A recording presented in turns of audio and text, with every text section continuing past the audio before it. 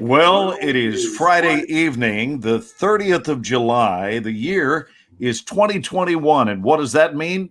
It means it's time for yet another episode of the Ken and Glenn Show.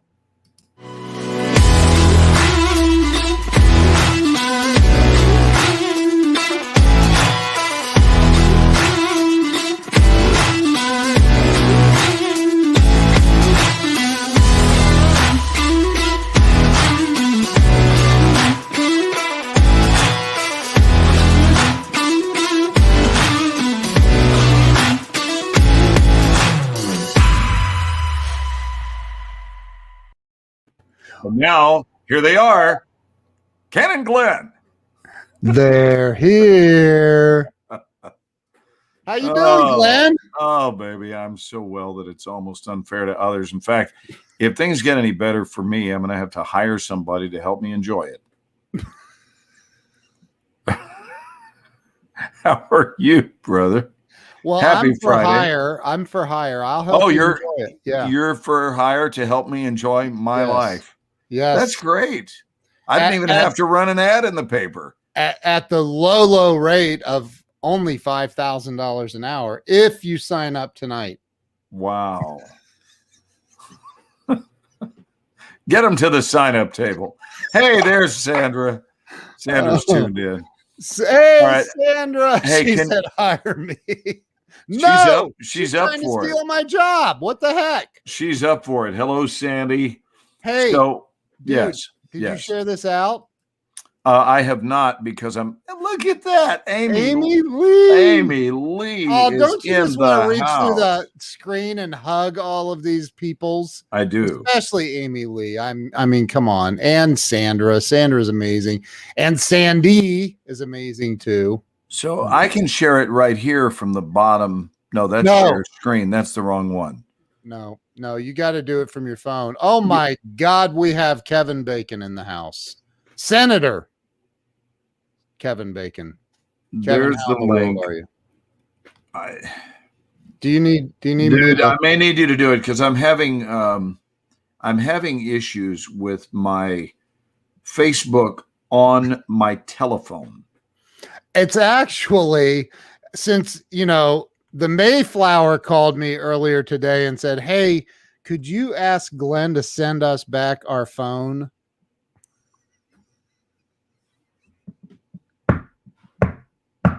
That's I mean, dude, you're the last person on planet Earth with an iPhone 7. He's good. Look at that. He is frozen intentionally. That's impressive, dude. That was impressive. So Ricard. Scott Ricard is with us.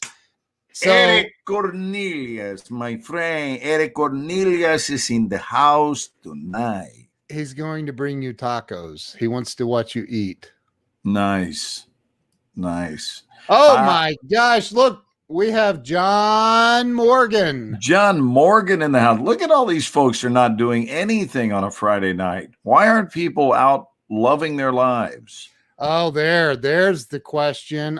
Kevin wants to know. I don't have that information. I'm not playing silent. I don't know. I suspect it'll be around the holidays. I suspect that, but I don't know. I have no idea. Like what holidays? The ones that we celebrate every year toward the end of the year. I don't think a lot of people refer to Groundhog Day as the holidays, do they? Does anyone celebrate Arbor Day anymore? Hey, I noticed when I was in Pennsylvania a couple of weeks ago that they actually have license plates with Puxatawny Phil on them. Oh, wow.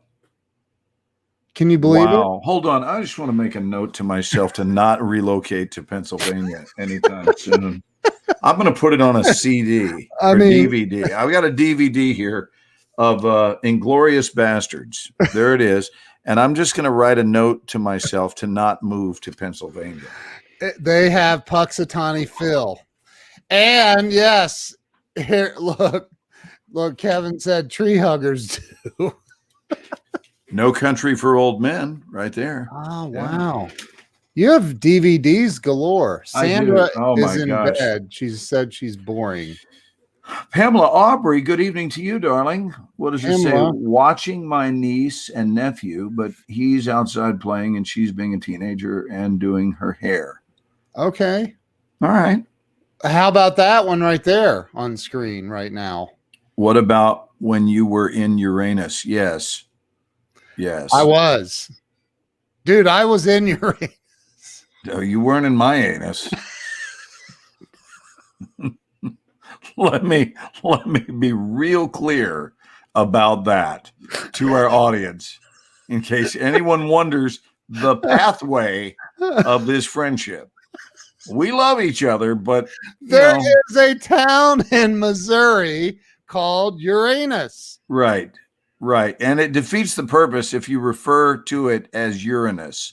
And look at Amy Lee's comment. There is remember we talked about this. Yes. I remember it well. So you remember when I was in Uranus? I knew it, dude. I knew it. Yes. I'm looking for trying to purchase fudge at the Fudge Factory, which is just weird, man. Like I was like, why? And there's billboards on the interstate. You know what? Kevin is saying it's a tourist trap. And here's the thing. It is a tourist trap, and who cares? It's one of those things where it's a tourist trap, and you just slinging out money going, I don't care that it's a tourist trap. I've got to buy some fudge from Uranus, right? I have to do that. How can I be in Uranus and not want to purchase some fudge? I mean, right? Dude, that's what it comes down to. What am I looking for? Extra mild, right? Did you share this to your I haven't shared it. Page? I haven't shared it because I'm going to need you to go ahead. You're not coming up here. So how do I find you? See, Facebook is not even letting me log on my cell phone. And Amy Lee says, and he had to pee so bad in Uranus. I really did. I had to, I can't even, I was on the interstate and I had to, how do I say this without it sounding really vulgar? I'm trying not to be vulgar here because, well, that would just be wrong. This is a PG show. Proctologist's dream location. Yes, no question about it. Oh my gosh. And Anna had a colonoscopy this week. I mean, the reports we receive from our audience are unparalleled. They're nothing like any other audience participation show. However, tonight is your night. We decided this is an audience participation night. It is.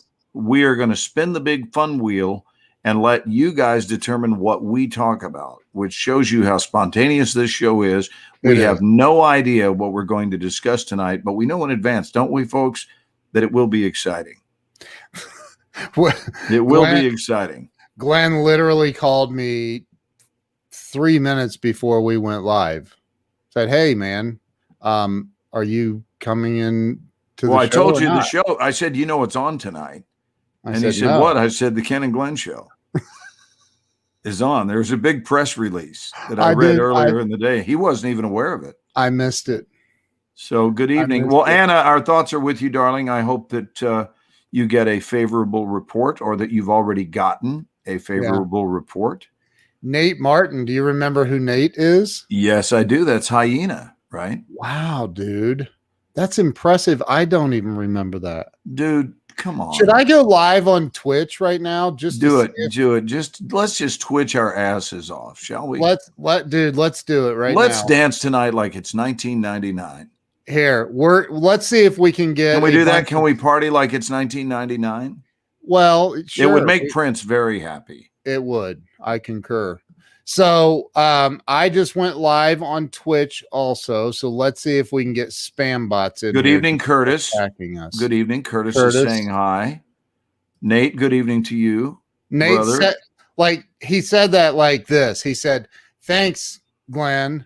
Like since Ken didn't remember. That's funny. John Morgan sending you love, brother, down there in Orlando.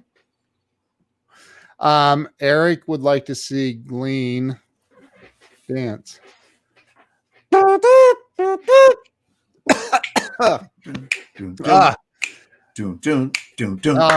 I love you too, brother.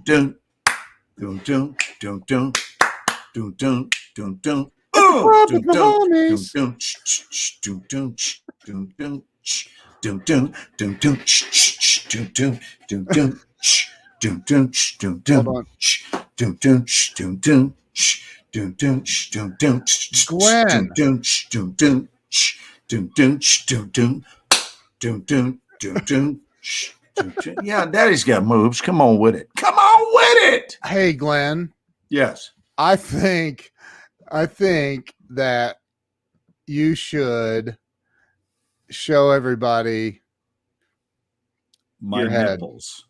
No. Your head. My head. Okay. Show everybody your head. Keep my own. I'm a little weird. Hold on. I keep my own head in my office. I'm gonna take you off screen while you grab the head. Your head. Okay, hang on. Okay, so Glenn is still there. Everybody can hear you. Eric is crying. JJ Steelman says Glenn and Ken dance off. No, that ain't happening. And you got to tell everybody the story behind your head. Like, you have to, because that's what makes it really most interesting. Are you ready to show them? Not quite. Almost. Okay. That's probably a pretty good angle, huh? So, yeah, that is. I can see the little thumbnail image of it. Jamie Green is in the house. Jamie Green, how in the world are you? Facebook user. I don't know. Hold on. Yes, Care. Yes, please. A little bit. Thank you. Hey, okay. Glenn. You can light it up now. Glenn, does she interrupt when you're filming like the Resident or movies? Or? Well, no, because she's here in Dallas and I'm in Atlanta. But here, you can go ahead and turn the camera on. So let's see. Let's look right here. Let's see if this is just a little bit weird. If we turn down and we see, oh, it's my head in a box. Oh, my goodness gracious. Is that a little bit weird that my head is in a box? That's yes. So yeah, and then there's that just happened. So anyway, that's my head in a box, which it's just a different sort of thing. And last night, Ken and we were trying to pose with the head. Is that Ken? Can you see it or no? Yeah. No, you got to get the camera and put it at the right angle. Tilt the camera right there. We're sort of right there. There we go. Here, don't drop your head, please. No, I'm not going to drop my head. Here, let's get over here and get a head friendly shot. Look, Kevin says save that for the Halloween episode. Oh, there you go. There you go. Hold on. I'm going to turn your name off for a second so we get full screen. All right. Yeah. So there is that's life size too. That's so weird. That is life size. So Glenn, tell everybody about your head. So this head actually was from Air Force One, because in Air Force One they killed my character and they were going to have me laying around on the ground for a while. And so instead of having to have me come in and lay down, then, hey, Ben, it's Benton Cockerell, Keno. Ben rocks. So they made a mold of my head and then laid the mold out on the ground. And I said, be all right with you if I take my head when I leave here? And this was in 1997. So this is not my current head. This is how my head looked 24 years ago. If you look closely, the older one had the cast has more hair. Yeah. Oh, dude, come on, man. You're not laughing at any of my Yeah, I jokes. am. I'm laughing wildly internally, but I was trying to give you a hard time. Anyway, so yeah, that was made in Air Force One, and quite often you have these fun things that are done in the movie business. And I thought, well, who doesn't want their own head? I mean, right? Yeah, I mean, two heads are better than one. I've heard this since I was a child. Right. So using that logic, I left home, left the set with it. Did you brought it home, and then Care put it in that that glass chamber, which is admittedly a little morbid, but is she in there? She's in there. She is in here. She's bringing dinner to me, which is lovely. But Les, I got to put the head back on the bookshelf because I don't want it to be broken. It's heavy too, Ken. It's a cat. It's like clay. It's heavy. I'm sure. I promise you this much. It weighs way more than my own head. Way more. Yeah, for real. For real. I mean, I don't want you to cut my head off to find out. There's Carrie Lynn Carter. Don't hurt your back. I'm not going to hurt my back. No, don't let her do it. No, I'll do it. I'll do it. Here. There's something underneath it. Yeah, it's a. Hi, Care. Hey. Ken says hi. She can hear me. Yeah, she can. Why do you have earpods in? Okay, you're going to do it? Okay, thank you. Oh, I love what JJ just said. What? Instead of thinking outside the box, you in the box. Yeah, I'm thinking in the box. Right. Oh my gosh. We have somebody's name that I cannot pronounce in India. So welcome to the show. Boy, if you could pronounce that would be serious next level stuff. That would be impressive, wouldn't it? Hey, let's play What is Glenn Eating Tonight? Oh, hold on. Whoa. I don't know, but it looks good. Can I have some of that? Yeah. That is chicken. That is P.F. Chang's chicken and broccoli. I knew it. I was going to say that. That was my next I love me some P.F. Chang's. P.F. Chang's is it's the bomb. The bomb. Yay, the Eating with Glenn show is on. Yes, always eating with Glenn. Broccoli beef, Jamie guessed. Because we tend to do these at dinner time.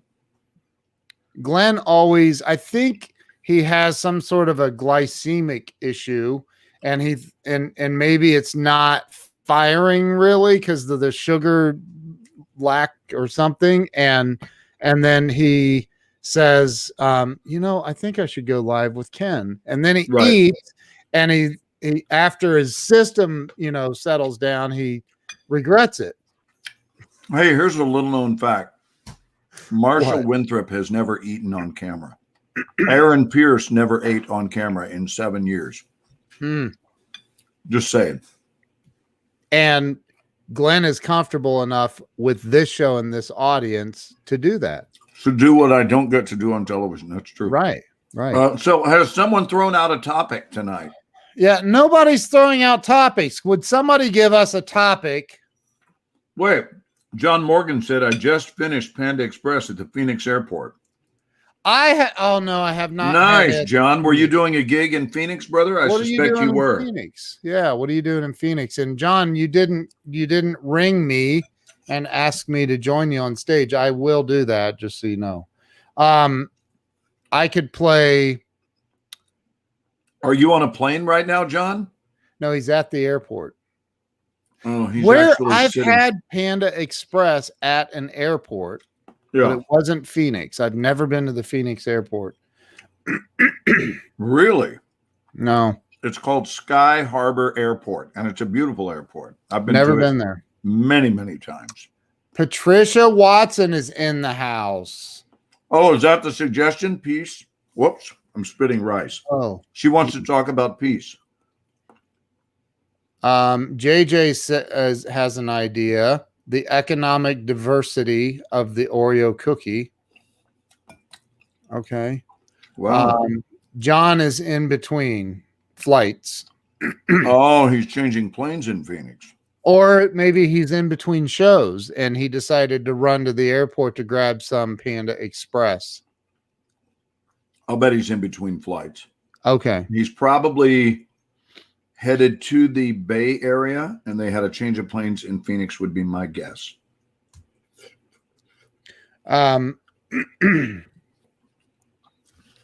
Movie memorabilia would be another one. I do like the economic diversity of the Oreo cookie. That's a great topic. And we don't have to have a singular topic. We can just do Q. How about Q&A with the audience? How Q&A. Q&A. We take Are all we questions. asking the questions? No. Okay. No, it's too Maybe we difficult should to eat and randomly- think. We should randomly invite audience members to join us, and they have 5 minutes, and then they have to go. And they go when I decide they're gone, they're gone. Yeah.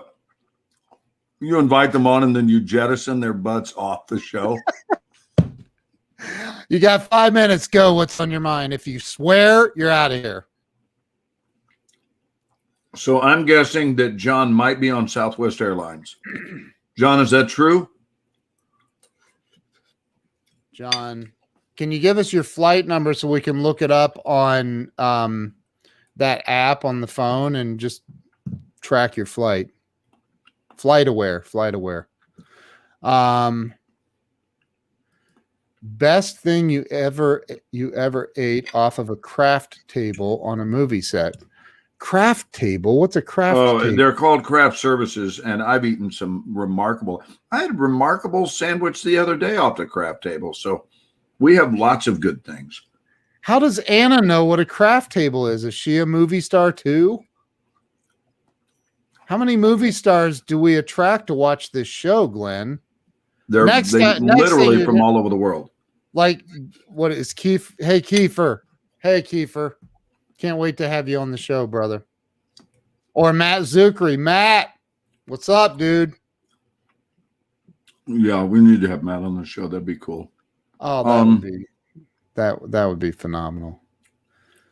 Oh, Nate wants to know if we're invested in crypto at all. No, I did that a while back, like in Yes. 2016. Mhm. I invested like $50 and it turned into $1,800 and I cashed out. I said, I'm out. I'm out. Hey, let's all eat together. How about that? Everybody let's just eat. Let's have a mad eat fest. I could John, eat some of my John Michigan- Morgan, you can eat on the plane.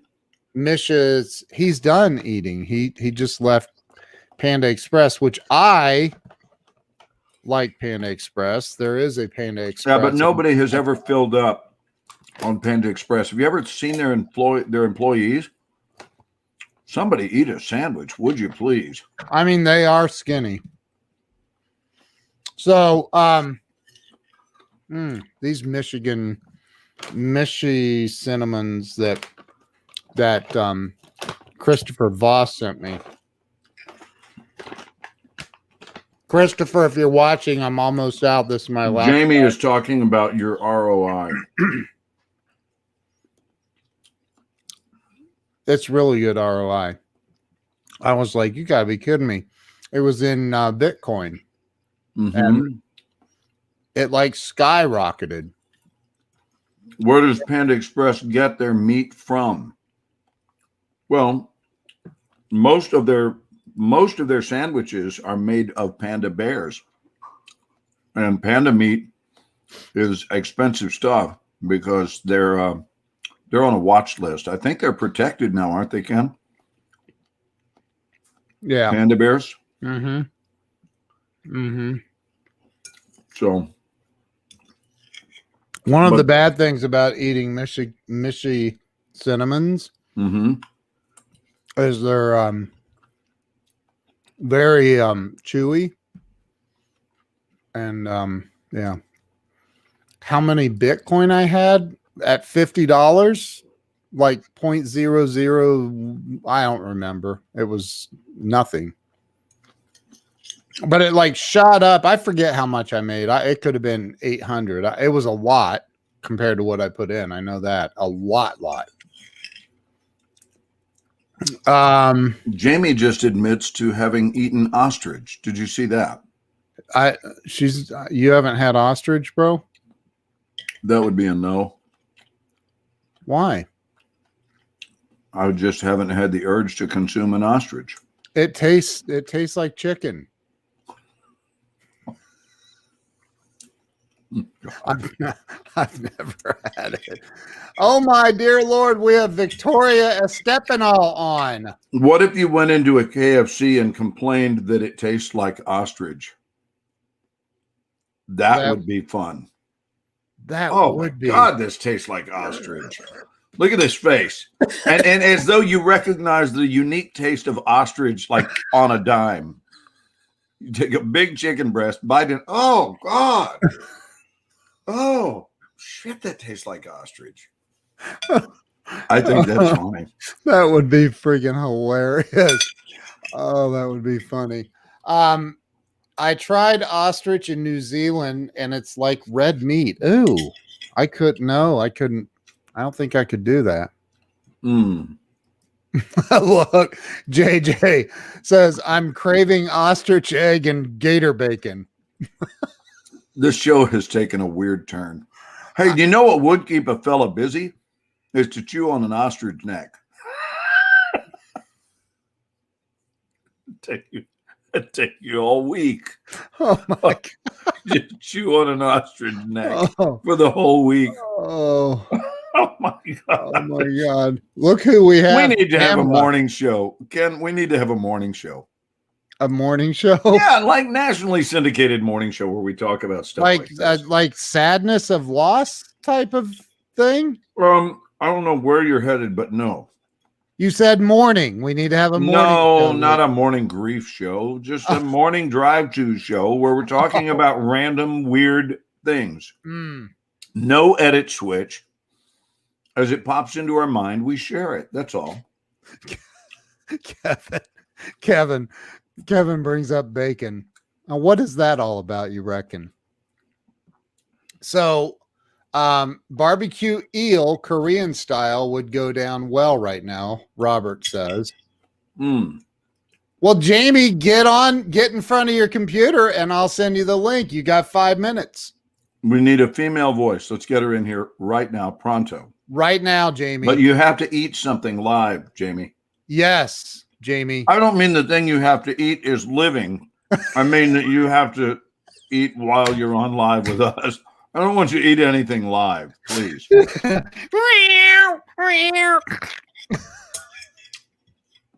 Oh, Lord. Sandy wants to know, what do you think about pink socks? I happen to be a huge fan of pink socks. Jamie Green, I'm all wacky socks. I'm sending Jamie an email right now with the links of Jamie. Mm-hmm. I suggest that this is your what's it called, Glenn? A cast calling or something like that? Just make up something, Ken. Cast calling. This is it. Like, this is your shot. You only get one shot, one opportunity. You only get one shot, baby. Would you capture it or just let it slip? That's exactly. That. Do you know who that is? Who is? Because it's the first live animal that came to my mind. Eating a cat, Victoria. Yeah. Well, as far as eating a cat, you can count me out.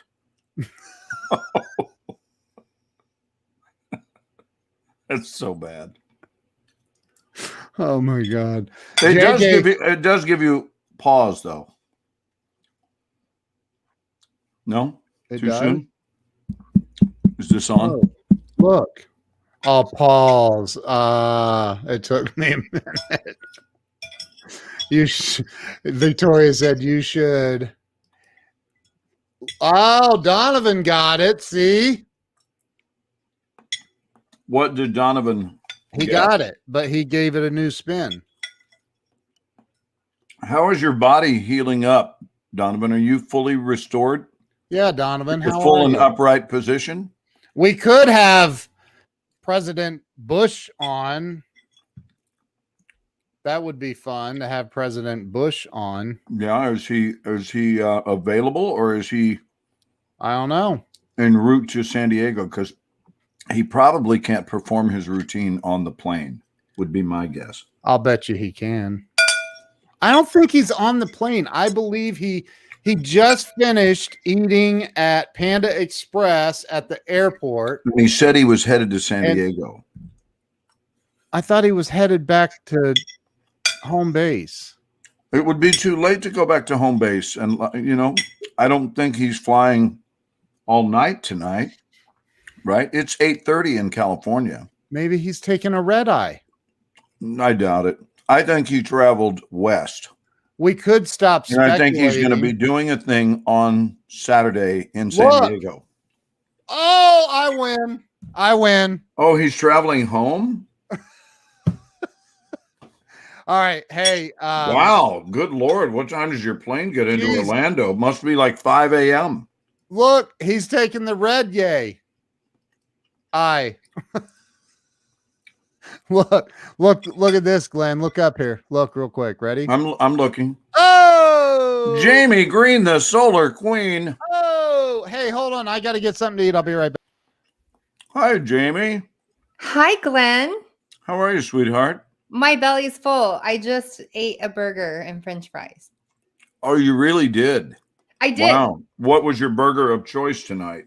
Well, my husband grilled it, and then I was doing all the condiments. So tomato, lettuce, onion. So an in-home pickle. burger. Yeah, a down-home like grilled burger and avocado. Where you live in the Bay Area, don't you? Yes, up in Marin County. Lovely. It is lovely. It was a lovely day today. Very nice and warm. I love it. It was very hot here in Texas. Like 100 degrees hot? I never looked. It had to have been certainly high 90s. It was hot. I mean, it's been hot everywhere. Yeah. Well, I would say global warming, but who knows? I did make a video of an avocado trick that everyone should go check out on my Instagram. Okay. You want to tell us about it? Or we can do a screen share. Can we? We can't do it now. We'll do it as soon as Ken pops back up. It blew my mind.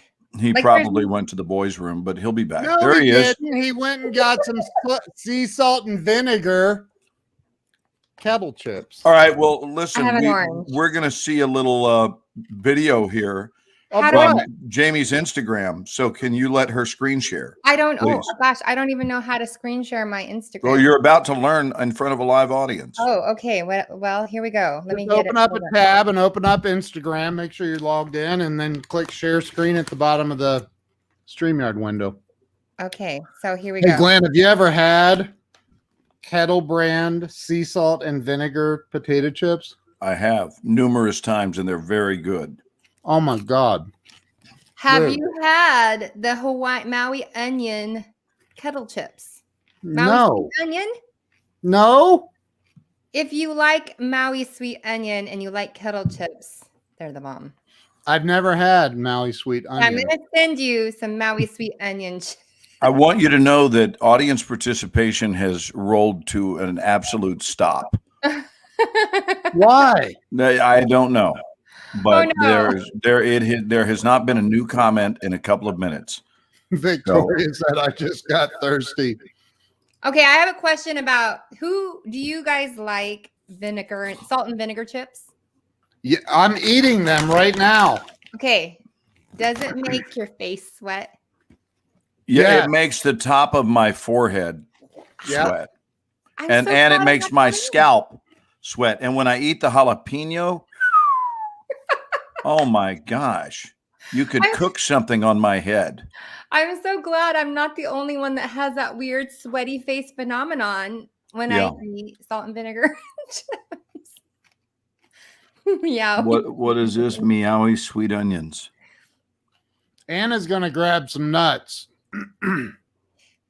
Is it pecans or pecans? I call them pecans. What's the proper? I believe it's potato. And I've never said potato, by the way. Hey, would you like some potato chips? Potato. No, but I would like to end this friendship. That would be my response if someone's referred to it as a potato chip. I can't get out of this relationship soon enough. Potato. Potato. That's, Yeah, have some potato chips, please. Hey, you want some potato chips? I get you some potato chips. Yeah, let's stay away from these people. stay away from these people. Look, JJ, this show is not helping my healthy eating habits. Grab Dude. yourself an orange. Get yourself an orange juice. No, that's the worst thing you can put in the human body besides milk. Wait a minute. Leona is with us tonight. I haven't spoken with Leona in a long time. And what is she doing? Let me scroll back up to see what Leona's doing. Eating watermelon. She says, what? I just got here. Oh, yeah. And she's eating watermelon. Glenn really would call the whole thing off. In a heartbeat if you say potato. Kevin Bacon, I resemble that remark. I haven't had a drink in 19 years. I am not still intoxicated. Kevin, and for that matter, I don't know that you know this, Ken. I think you do, but I haven't had a drink now in 7 months. Wow. That's incredible. December 30th. Well, it would be incredible if it were an accomplishment, but I did it as an experiment. It's been effortless. It takes no effort at all. I quit something. Here's how crazy a man I am. I quit something that I seldom did. And you don't usually talk about it because if you talk about it, everyone just assumes, well, you must have had a terrible relationship with alcohol. It seems like there must have been some challenges and some questionable behavior that was associated. No, I just wondered what life would be like minus alcohol. I would say that my average intake, the only thing I ever drink is red wine. And I would say that I average probably something like a glass a month. True story. And I want to tell you that the decision to stop is one of the most idiotic decisions I've ever made in my life because there is no difference between having one glass a month and having no glasses a month. There's really not. I mean, for real. I'm all about people stopping if it's running your life. But I did it as a tribute to my brother because my brother lost his life to alcoholism. He lived to be 22,659 days old.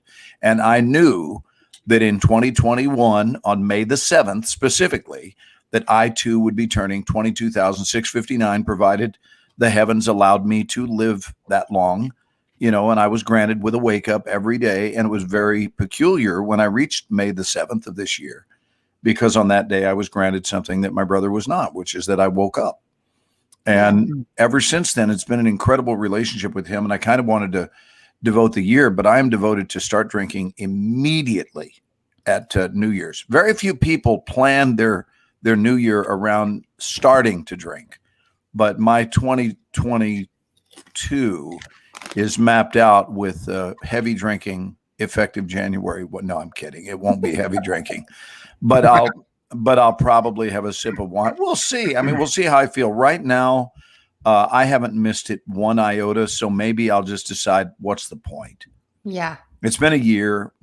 Who cares? Who cares? Right. But I do really, really support the 12-step program and lives that have been healed that were derailed because of a legitimate addiction.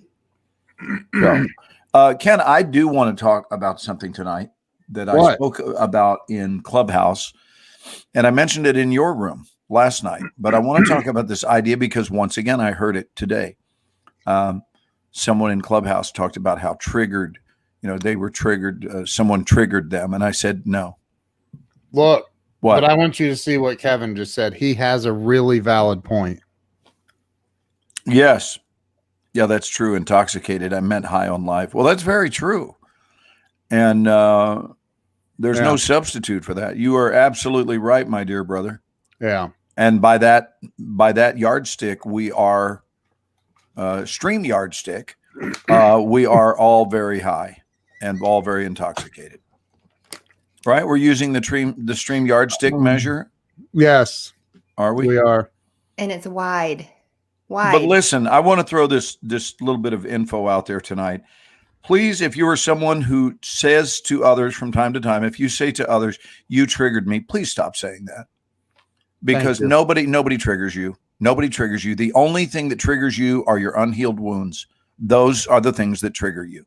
So if you heal the wounds you have, you'll notice that somebody wearing a gray shirt like the one I'm wearing now does not set you off, right? And if you're walking around and you're not addressing these wounds, then anybody, anywhere, at any time or any circumstance could trigger you. And if you think about it, that's not fair to the human race. It's not fair to hold others responsible for your unhealed wounds. So if you've got something that was deeply upsetting in your past, please address that and don't blame others. The truth is, the literal truth is, nobody has ever triggered you. Nobody can ever trigger you unless you decide that others are responsible for your mental state. And John Morgan, good evening to you. With ladies and gentlemen, the President of the United States. Good to see you, brothers and sisters. Or what are you in, like a back massage chair? Where are you hanging out at Sky Harbor Airport? A8. Gate A8. Okay, so you're just chilling with your guitar. Did you have an outing in San Diego? I did. I spoke for the officer installation of the California Mortgage Association. Wow. So when did you get into San Diego? Did you fly in yesterday? Yeah. Okay. Because I did a luncheon for the Southern California Tuna Club. Oh. So what? Wait a minute. There's a joke here somewhere. No, Since you're there playing George Bush. No, wait a minute. Is there a chance that a bird in a hand is worth tuna bush?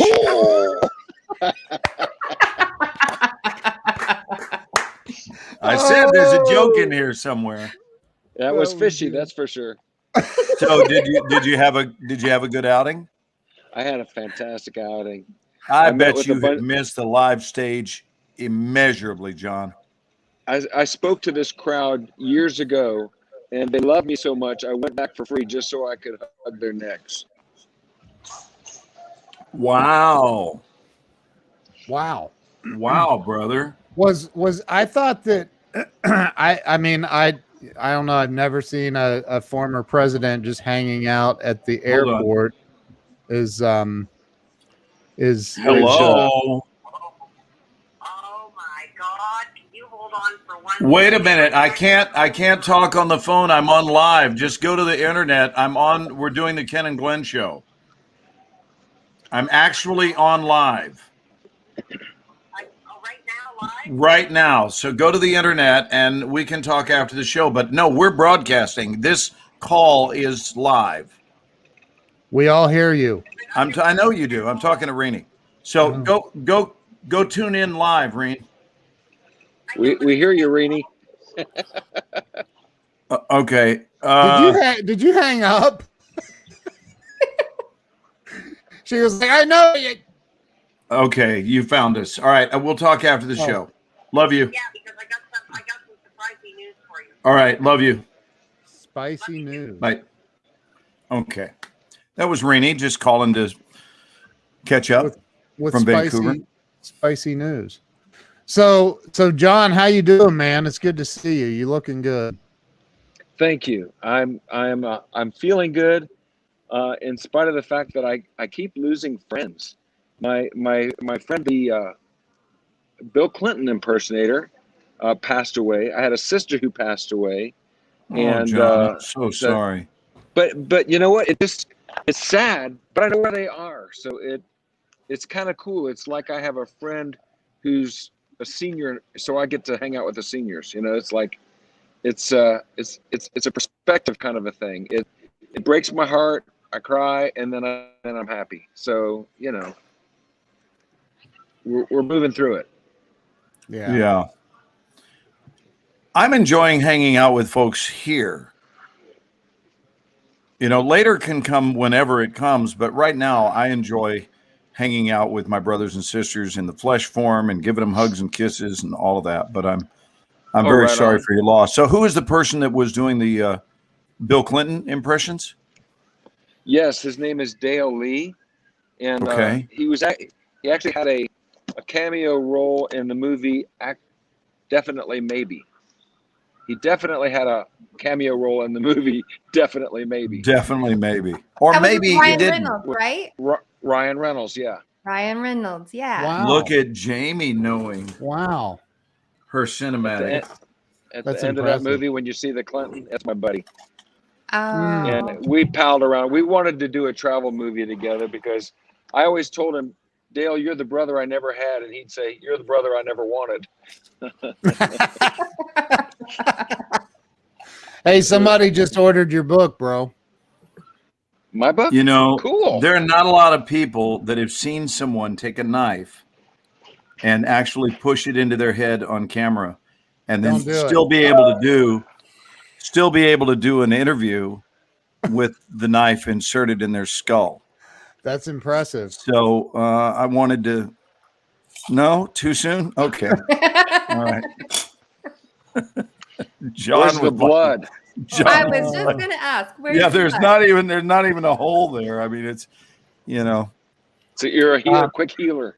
So how many people did you speak in front of today? Probably 220, something like that. Oh, that's great. Nice. Did you dude. play your Yes, sir. guitar? Can you? I played it yesterday. It's actually a ukulele. Oh, a ukulele. Yeah. Oh, nice. Well, that Did you makes play it it from easy. That's a stage, little more though? travel friendly. Right. I travel with a guitar a lot, but this is just my uke. John, you're And- missing a hell of an opportunity here. If you're at the Phoenix airport, can you imagine if you broke into George Bush playing a ukulele at the gate and going into the routine? You'd have people all around you. Dude, that would be Just put out your ukulele, case, open it up, stage a few bucks in there, throw like $40 in there.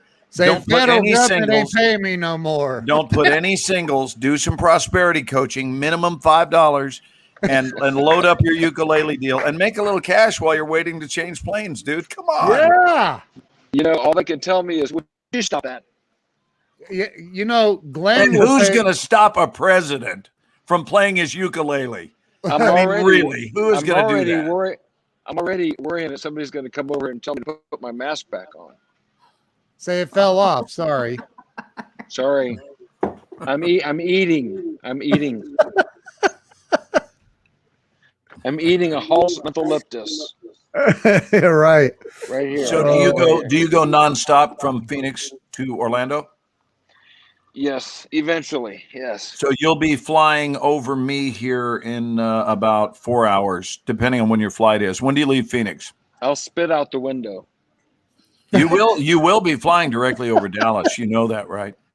I was actually there 2 weeks ago for Promise Keepers at the Dallas Stadium, the AT&T Stadium.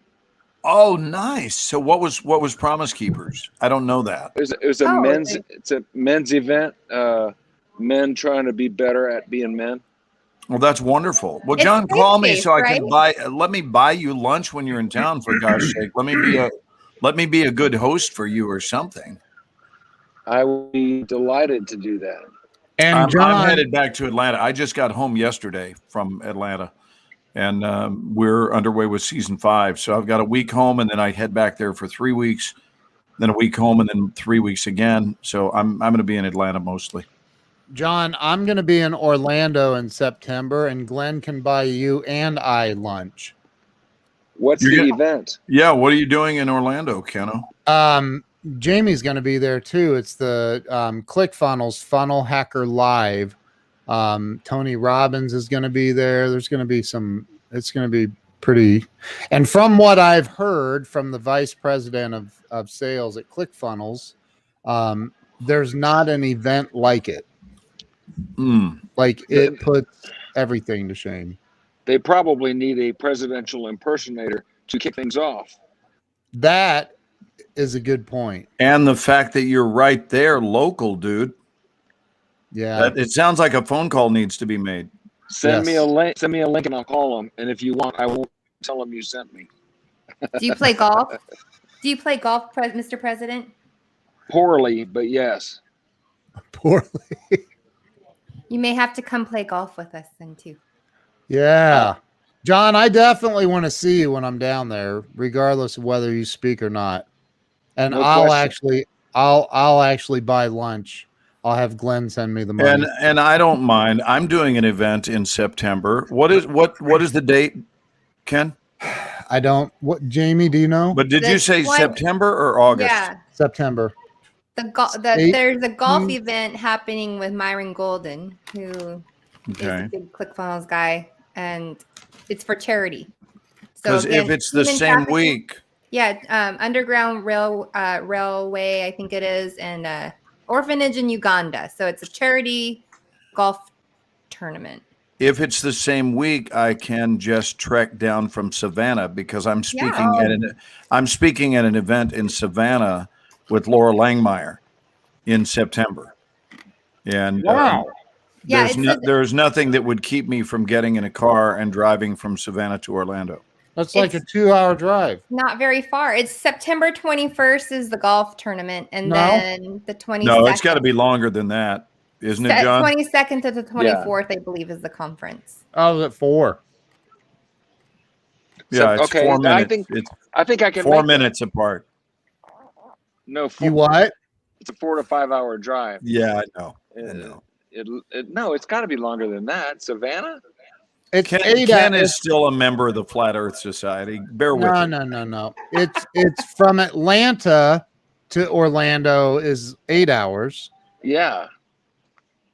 And Savannah, oh, so how far is Savannah from Atlanta? I'm going to look it up to Orlando. Savannah is about 4 hours and 20 minutes from Atlanta, GA. I'm looking it up. Jamie is the smartest of all of us. Look, she's like, you know what? I'm gonna guess Just if look you at drive that. fast, you could get to Savannah in just right at 4 hours. But if you drive reasonable, it's about 4:20. 4 hours. From where to where? Atlanta to Savannah? No, Savannah to Orlando. Okay, so that makes Savannah the midpoint between Atlanta and Orlando, except there's probably more direct. Is there a Georgia's more direct route to take than Geor- going through Savannah? Georgia's Do a you big want it from state. Atlanta? Yeah. Well, an airplane sometimes will go pretty direct. Yeah. So Atlanta to Orlando. 4 hours. You go down 75. I'll be driving down from Ohio, so OH. IO. Hey, So, Randy wants to hear the president. 6 hours and 8 minutes. From How where? about From Atlanta to Georgia. Or, Wait a sorry, minute. Atlanta to Canada- Orlando. Canada is making a request for Mr. Bush.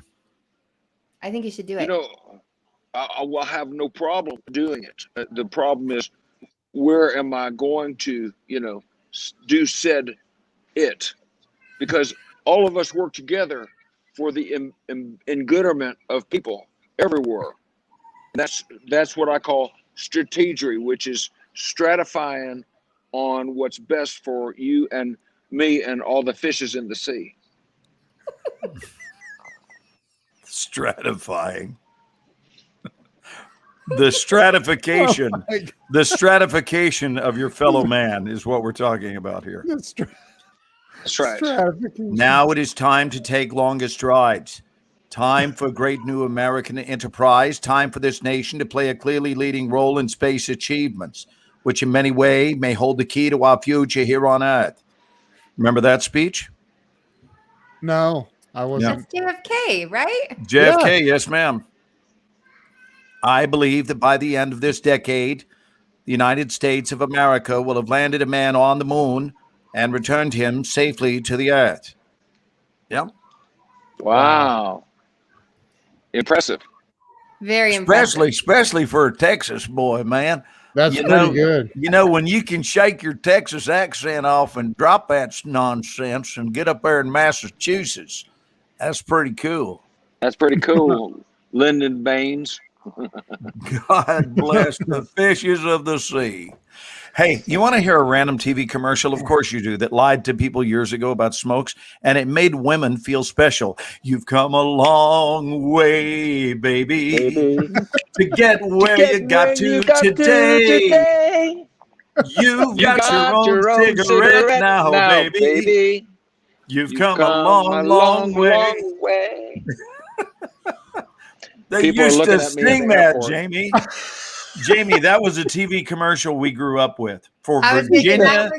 that it would be was- before my time. It was for Virginia Slims.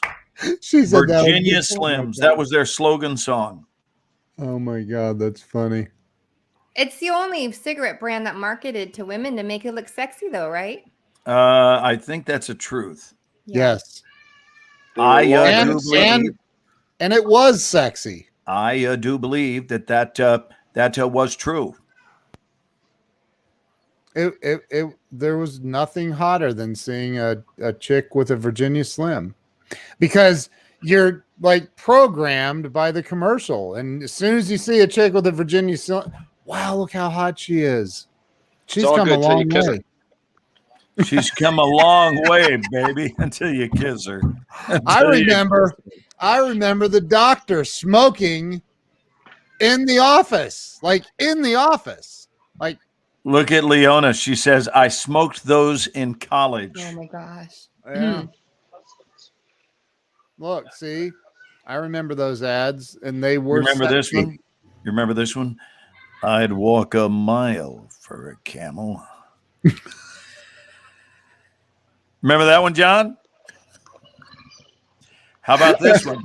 Winston tastes good like a cigarette should. No filter, no paper, just plain No. toilet paper. Right. I remember that. That was the addendum. We all learned that one. Right. Oh my God. Wow. Winston tastes bad like the one I just had. No filter, no flavor, just cotton toilet paper. Oh, We my grew God. up at the same time, brother. We heard the same stuff. What does LSMFT stand for? LSMFT. Oh, gosh, who knows? Hold on. LSMFT. Don't know. Lucky Strike means fine tobacco. Oh, wow. Mm. Lucky Strike means fine tobacco. Well, All right. JJ Steelman wants his book signed, John. You got it, baby. That's right. Thank you for your purchase. The notification came to my phone while we were talking. I'm very Did it grateful. really? Yes, it did. Wow. $2.85. So now you can go. look at that. You're making money right and left. You tune in with us, and bam, bam. You're financial dreams start coming true right and left. instant fame, dude. Instant fame. If you stay on here long enough, you might be up to $10 by the time you head to Orlando. Man, I'll tell you. It's Very true. rich. It's true. Everything else good with you, bro?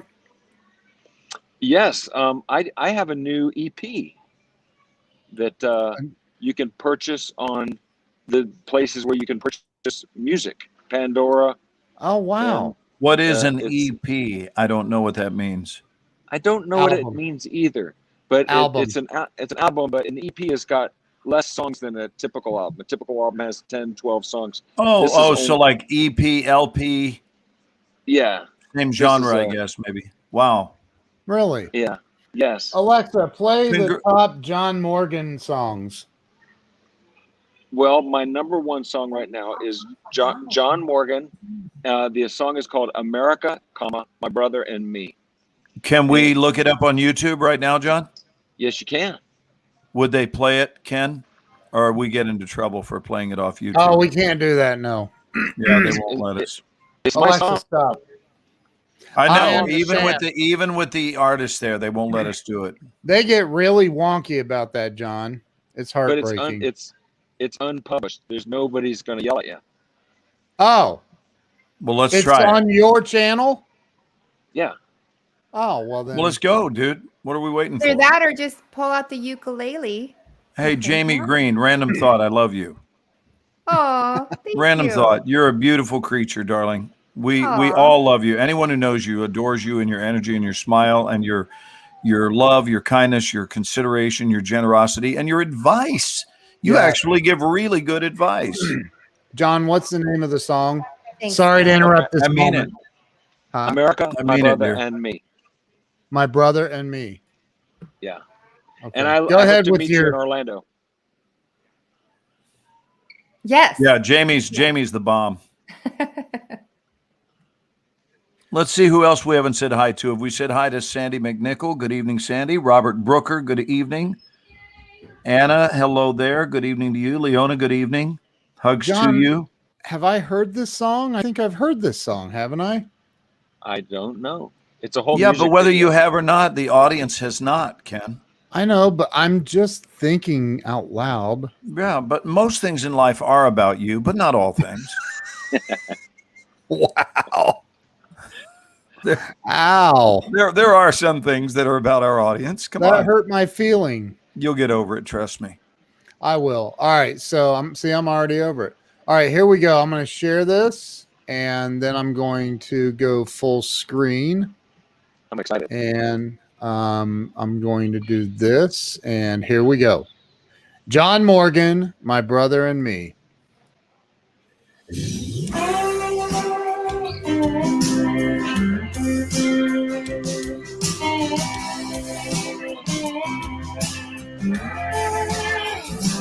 There are two sides to every single story, the passion and the glory. Just trying to make it through the day. You know we're trying to come together, arm in arm and hand in hand. And with my brother I will fight to unify our land. America, home of the brave. We stand strong when we're willing to change. And I will wash the feet of freedom and bow down on my knees, praying for a healing, fighting for the freedom of my brother and me. And on the other hand, there are those who would undo us, unruly who would rule us and break us all apart. And I will stand beside you and fight against injustice and lawless ones among us. Come on, let freedom ring. America, home of the brave. We stand strong when we're willing to change. And I will wash the feet of freedom and bow down on my knees, praying for a healing, fighting for the freedom of my brother and me.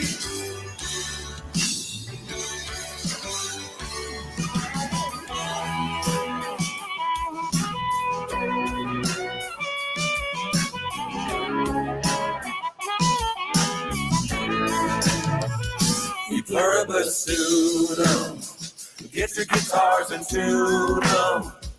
Melody and harmony, let's make a little revelry. We pluribus unum, get your guitars and tune them. Melody and harmony, let's make a little revelry. We pluribus unum, get your guitars and tune them. Melody and harmony, let's make a little revelry. Bring that guitar.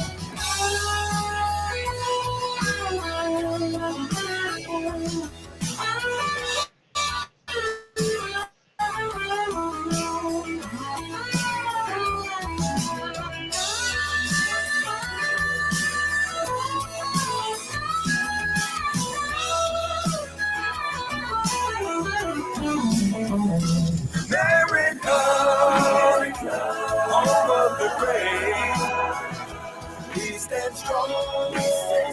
Reality change. I will watch the beat of freedom.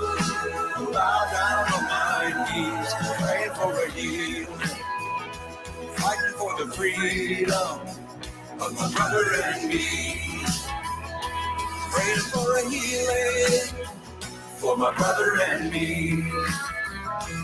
Fighting for the freedom of my brother and me. America.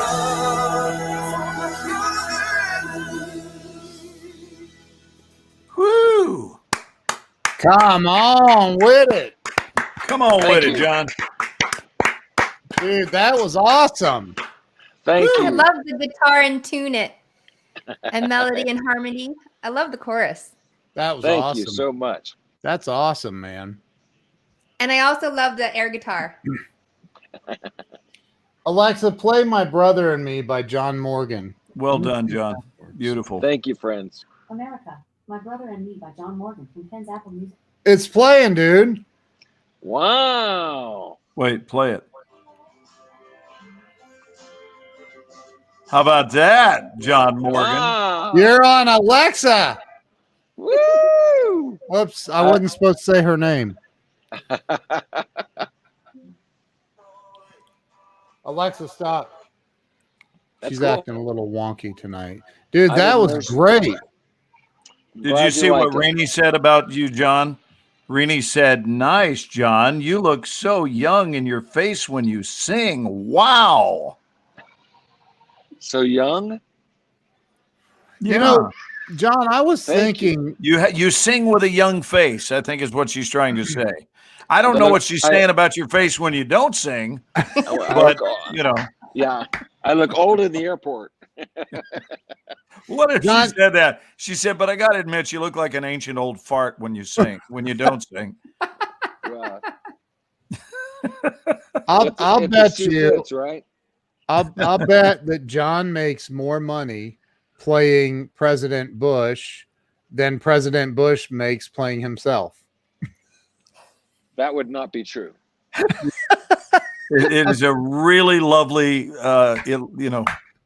fake statement, but well done. Yeah. Yeah. It could be true if I had a good agent.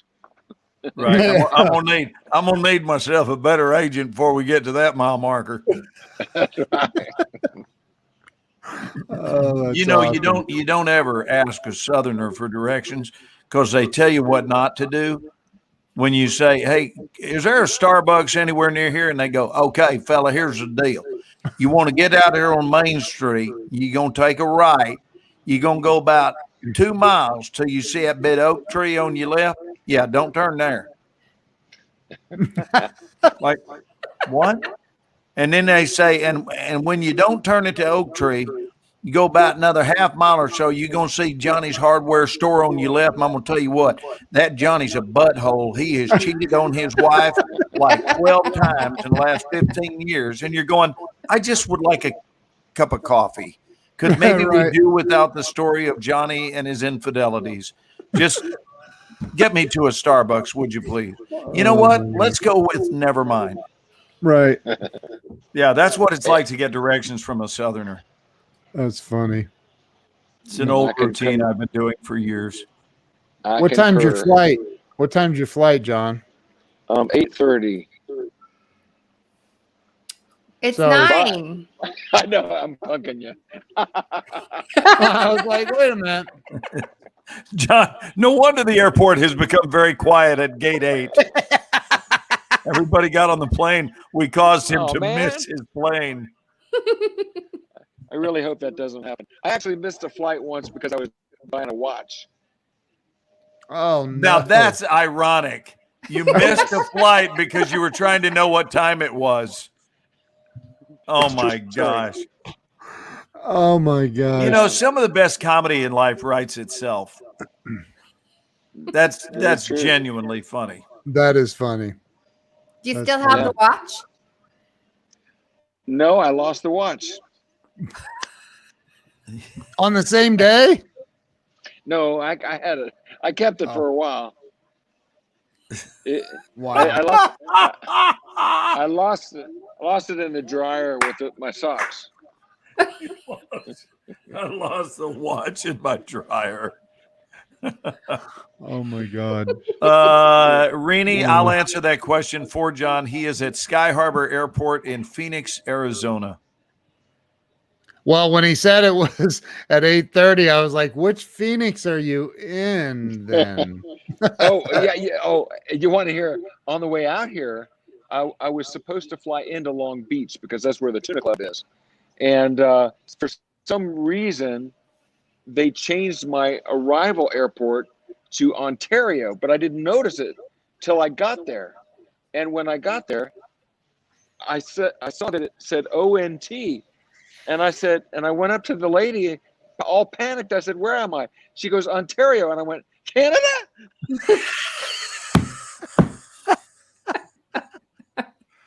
Wow. It was So you really did land in Ontario, California when you were supposed to go to Yes. Long Beach? Oh my It's a- God. From it's San still on this Diego? list. No. My first gig was in Long Beach. Then we drove to San Diego for today's gig, and now I'm Gotcha. flying home. Yeah. That makes sense now. Wow. That's a quick turnaround for a California trip. Well, it is, but I've got this thing tomorrow in Orlando, so Oh, Wow. nice. Nice. Well, it sounds like you're hopping. Yeah. Dude, Quite you're literally. you're taking the red eye though. That is the worst. Oh my gosh, that's I can just- sleep It's though. not bad if you sleep on planes, and I do it with the greatest of ease. Yeah, oh. me too. Dude, Sometimes, What is that? A really? 4-hour, you know- 5-hour flight? Yeah, 3.5. I don't know, 3.5. That- If you sleep on planes as good as I do, you don't know. You wake up and you don't know, am I sitting on the tarmac or am I in the air? Because it really feels and sounds similar. Wow. Have you ever done that, Glenn? Fall Yes. asleep before the plane takes off, Yes. and then you're not sure. Yeah, because Yeah, it's very, Basi- very disorienting. because of my bladder, I choose the aisle seat. Right. Followed by the Bush laugh. I love it. So I'm at this time going to share with you an amazing story, all true, zero embellishment, no writer's margin for embellishment here. But years ago, when I was shooting a movie with Will Smith in Philadelphia, we were doing a movie called After Earth. And on the way back, I took an extra day to extend my stay and was doing an afternoon of improv training with a group of actors in Delaware, northern Delaware, which is not that far, about a 45-minute drive to the Philadelphia airport. And I was with them all weekend. And we were playing a game, a celebrity game, and this must be how it entered my brain.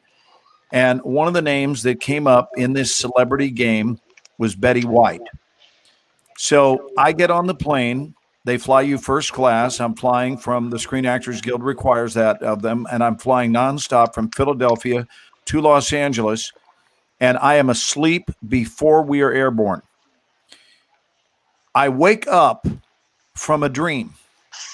In the dream, I am having passionate sex with Betty White. This is a true story. So I'm not. Wait a minute. I'm not only. You want to hear wrong? Here's next level wrong. I'm not only having sex with Betty White. I'm enjoying it. I am enjoying it.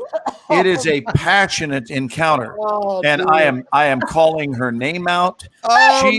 She is rocking my universe. Now wait a minute. I'm telling you, this is the dream, and all of a sudden it goes like this. All of a sudden I go, oh man, and I'm awake and I look out and we are directly over Indianapolis. So this dream took place between Philly and Indianapolis. I was shaking my groove thing with Betty White. And she is talking in this dream. She is talking out loud. I'm hearing it. And now my eyes are open and I'm conscious and I'm looking down at Indianapolis from the window and I'm still hearing her voice. That's how real this dream was. I'm hearing her voice and I'm still hearing it, and I'm still hearing it, and it doesn't go away, at which point I realize and I go, no way. And I turn from the window to see my next door neighbor, Betty White. My God. Oh, And this shows you now why my mind subconsciously took off to making love to the mother and the grandmother of all the world. But what was stimulating my brain was that Betty, while I was sleeping, was talking, because everyone on the plane was coming up and talking to her. And of course, there's no one who doesn't recognize Betty's voice. No one. So it went into my twisted brain. It turned into a sexual encounter. And then I turned and she's sitting right next to me. And when I turned and made eye contact, Betty, with the most toothsome grin you have ever seen, goes like this. She goes, I know. You know. What do you know? And that's what I said to her. I said, what do you know?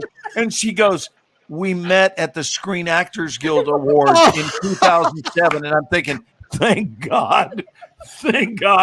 That's all you know. That's all you know. And Betty and I had the most fabulous conversation all the way back to Los Angeles. Oh, God. And then I designated myself to help her with her bags and take them to her car. We were fast friends by the time we were somewhere over middle America, and we chatted all the way to LA. And she was so open-minded that, yes, I did. Hand to God, yes, I did. At LAX, I said, you know, Betty, I'm feeling the urge to tell you about a dream I had on the plane. No, you did not. Yes, I did. Oh, my God. And I said, right before you turned to me and said, I know, I was making passionate love with you. And she started laughing her butts off as she looks at me and she goes, well, that's kind of beautiful.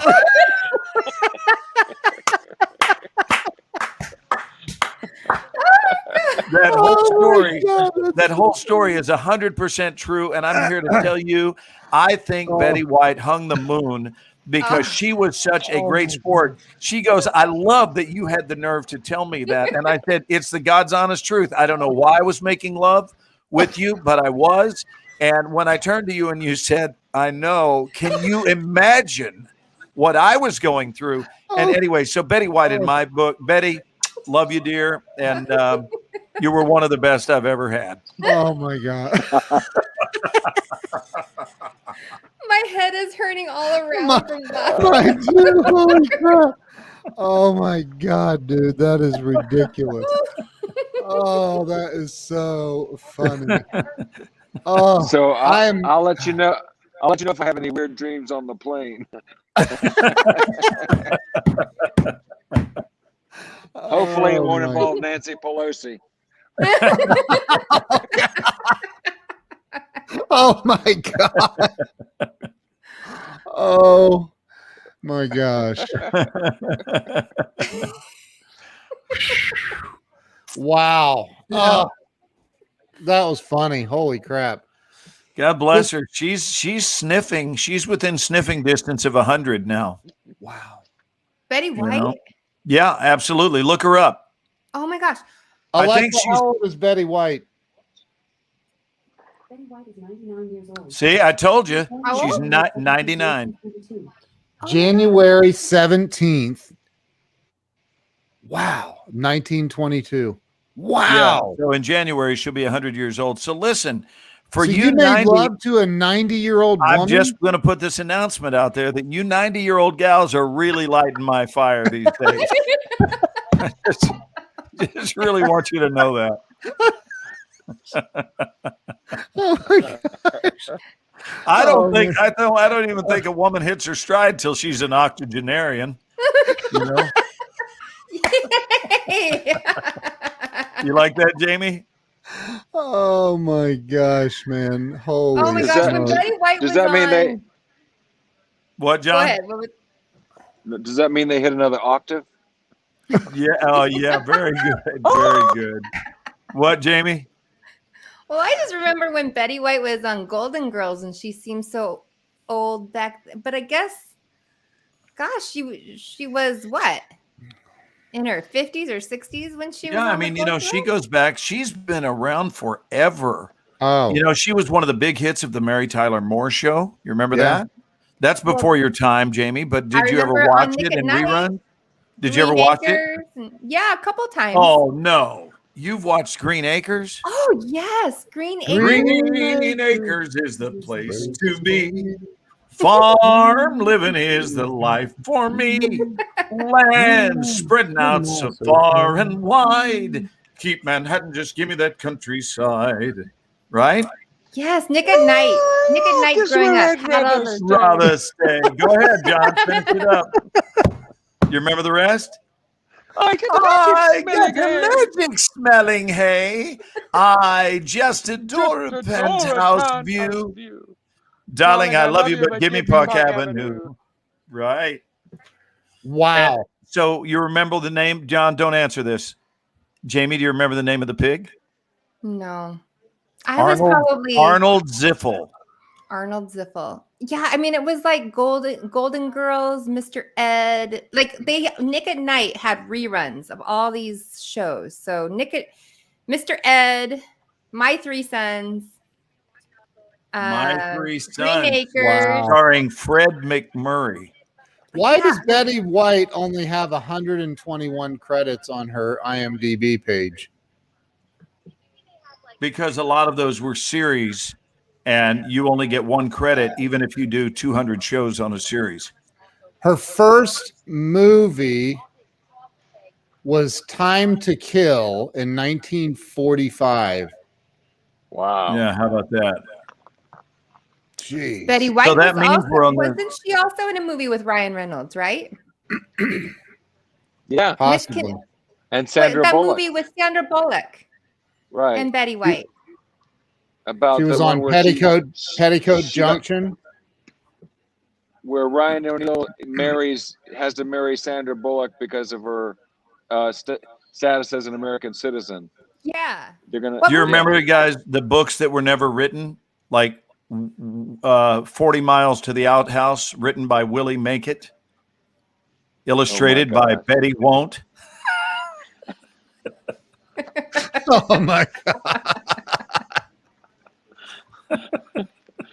Willie Make It.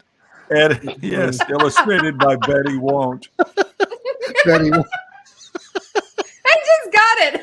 Oh no, Jamie.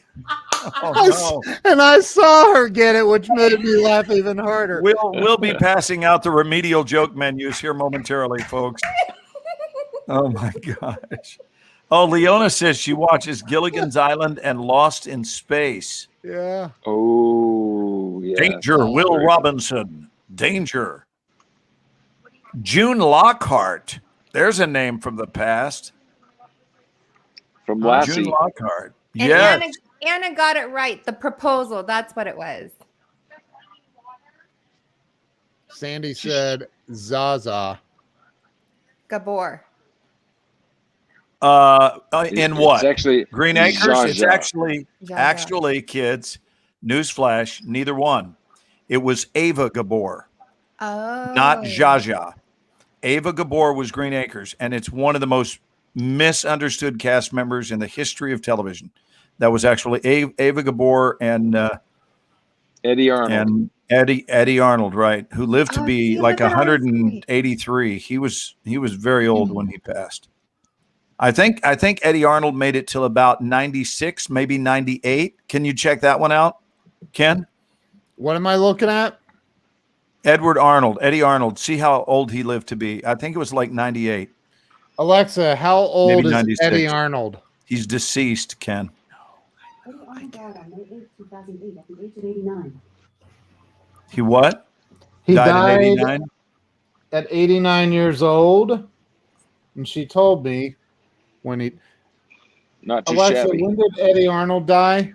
Yeah, he made it up there, but I thought it was in his 90s. May 8, 2008 at the age of 89 due to complications. Oh, 89. Okay. That's still a good long life. May 8th, Yeah. 2008. Wow. Oh, Ricardo's talking about Car 54. Where are you? You remember that one, Jono? I remember my mother the car. Car 54 was Fred Gwynn from the Munsters, was the star of it, and he starred with his buddy Al Lewis, who went on to play Grandpa on the Munsters. Yep. Car 54, where are you? Right, that's right. And that was a police movie or a police show, right? Where they Correctamundo. Yep. see. Oh, he's pulling out some Henry Winkler. Leave It to Beaver? Correctamundo. Oh no, Leave It to Beaver. Henry Winkler was the The Fonz Foz. on Happy Days. I remember going to Universal Studios and being so excited to see the Leave It to Beaver house. Yes. Really? That was, like, really-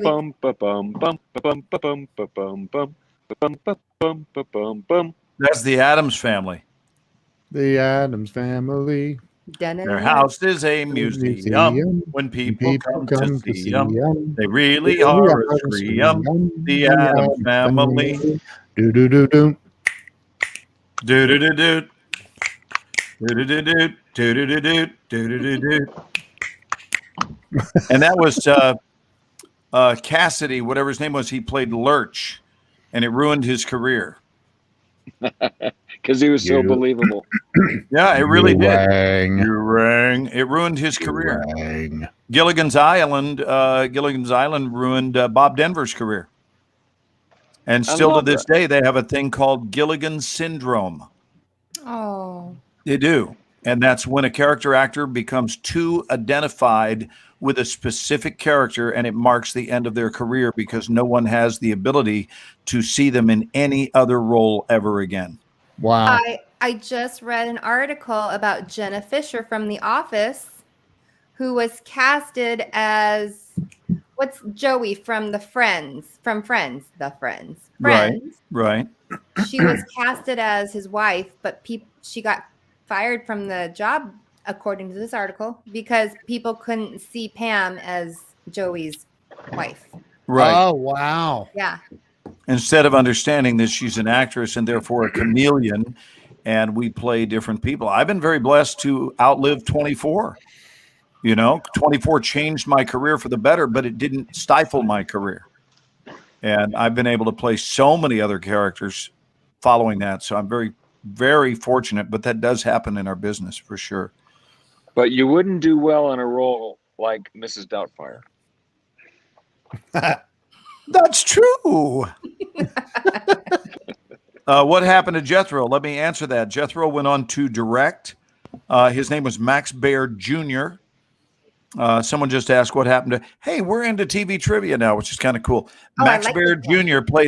played Jethro on the Beverly Hillbillies. That's true. Patrick Stewart. Patrick Stewart, everyone knows who that is from Star Trek, The Next Generation. Oh, that guy. I would even say that's true for the other guy who was Captain Kirk. Because now I Right, only that would be know William as- Shatner. Yeah, William Shatner. Because I only think of him as the Priceline guy now. Hold Either- on. Glenn, tell the story. Tell the Of story my experience with Shatner. of you and Bill. So I mean, worked with William. him. I worked with him in 1994 in Generations, which was his final voyage as Captain Kirk. And we started filming the movie. David Carson, a British director, was at the helm, and we started 2 days after the major Northridge earthquake. So the ground was shaking violently every day. The aftershocks were intense, and they went on for about 6 weeks. And it got to the point where it was just it was an unnerving time to be in Los Angeles. Paramount Pictures decided that they didn't want to simulate motion anymore in the Star Trek experience. So they built the set on a gimbal. And it was the first time they'd ever done this. And they were showing us what the gimbal did. And William Shatner happened to have not attended the rehearsal when they showed us what happens with the ship when we are attacked. So during the attack sequence, which was shot day one, David Carson says, "Unshake," which is cueing the people running the gimbal to shake the ship. And it was pretty violent. Well, Shatner thought it was an earthquake, and it hit really, really hard. And it threw him not up and over the railing, but rather through the railing. The railing broke. He went through it and came flying. There was no one on the ship who had a better vantage point than me, because here I am. Time slows down, right? We've seen this when we have an accident or a weird moment, and here comes Shatner flying over my console.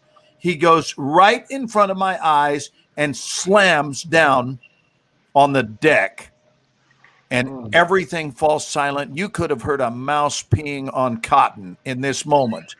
And all of a sudden, everyone's waiting. Like, did he break his neck? Are his ribs broken? I mean, it scared the living daylights out of everybody. But what we couldn't help but notice is everyone who had attended the rehearsal was fine, right? The person who skipped out on rehearsal is laying on his butt. So he stood up, and I remember verbatim what he says. He looks up and he goes, "For 27 years, the ship has never moved, but I miss one frigging rehearsal." So Glenn, you wouldn't say that he was triggered, would you? But that's a beautiful story. And I'm sure at the God. vault, somewhere in the vault at Paramount Pictures, they have that actual footage of William Shatner flying through the air and Oh, my slamming into the deck. That is funny, dude. Yeah, pretty wild thing. Oh my gosh.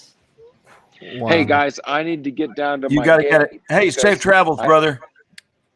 I appreciate y'all. This was so fun. Hey, thanks for coming on, John. Safe travels. Love you, John. Keep me You're very posted about those outings down in Orlando, and if I can get in a car when I'm in Savannah and come down, that'd be fun to see everybody. And come back and see us on Thursdays, John. Yes, sir. Yeah. God bless. All Safe right. travels, Johnny. God bless you, All man. right. Safe travels. Take care, See you. y'all. All right. Bye. See you, man. See you, bud. And then there were three. He's a hoot. He is. He's John's so a good guy. funny. Got a great heart. He So looks we have any so more? much like George Bush to me. It's scary. So scary. Do you guys have any more TV related comments? The audience? But it's Friday. I'm reading some of these comments off to the right here. Glenn, what are some of the favorite shows, like shows that you could watch over and over and over? Honestly, I'm privileged to be on Ozark because that is a show that Carolyn and I can't get enough of. And we do understand that it's violent, but it is beautifully crafted. It is mastery. It is on-screen mastery. The acting is so good. The writing is phenomenal. So it is quite the privilege when you get offered a show that you're a fan of. It's one of the really cool things about my line of work is that you can watch a show and be a fan just like anyone is of any show with no difference whatsoever. And I have not worked with Jason Bateman, prior to having done the show, I'd never worked with Jason. And then all of a sudden you get the news that they want to do a Zoom call with you, which during COVID is, how they do auditions and or just meetings if they want to just talk to you. But we read a really, really long scene together, and I had it completely memorized. Excuse me. I had worked very hard on it, and we had a great meeting. And when I hung up, I knew this much. I knew it couldn't have gone any better. And that to me is what I teach my actors is that's the victory. The victory is not whether or not you got the job. The victory is, did you do with that meeting what you set out to do? Yeah. And I think in a broader sense, and I'm not trying to wax philosophical here, or maybe I am, Jamie, but the truth is, isn't that the goal of life?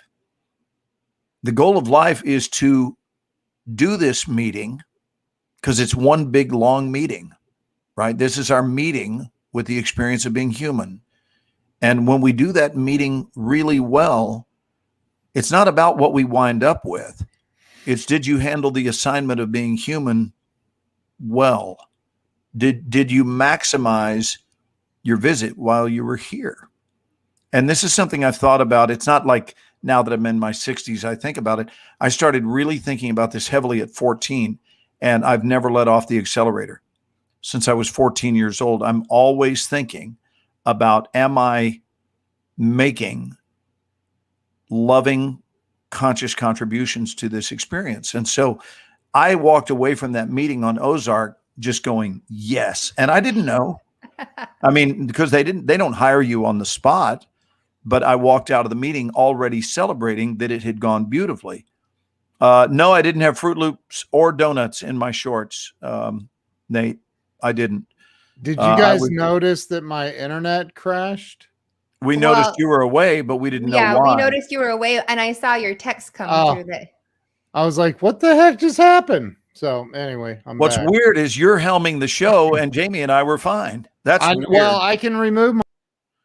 Oh, see, there. No, I wasn't asking you to disappear. No, I know, but it like my internet went out. It just like. But it's weird that yours went out, and you're the host of the show, and Jamie and I were not bombed out as well. Well, it's because it's on StreamYard. It's still running. So then when they called, ultimately, Jamie, I was extraordinarily excited. I mean, I really was like a kid in a candy store because these characters are all so real to me. And then you realize that you're getting ready to go play ball in a prominent capacity. And I'm not at liberty to talk about what I play or the storyline, but you know, it's a prominent storyline piece of the puzzle. And so I'm elated, and working with Jason was great, and Laura Linney was great, and I'm not done yet. I've got one more to go, and I'll shoot that in September. But what a fine cast, and what a, you know, I think 24 sort of spoils you because the bar was set so high. Yeah. Relative to, and not only just for films and television shows, but just in general. I live from a place of an elevated bar. That's why I wound up on 24.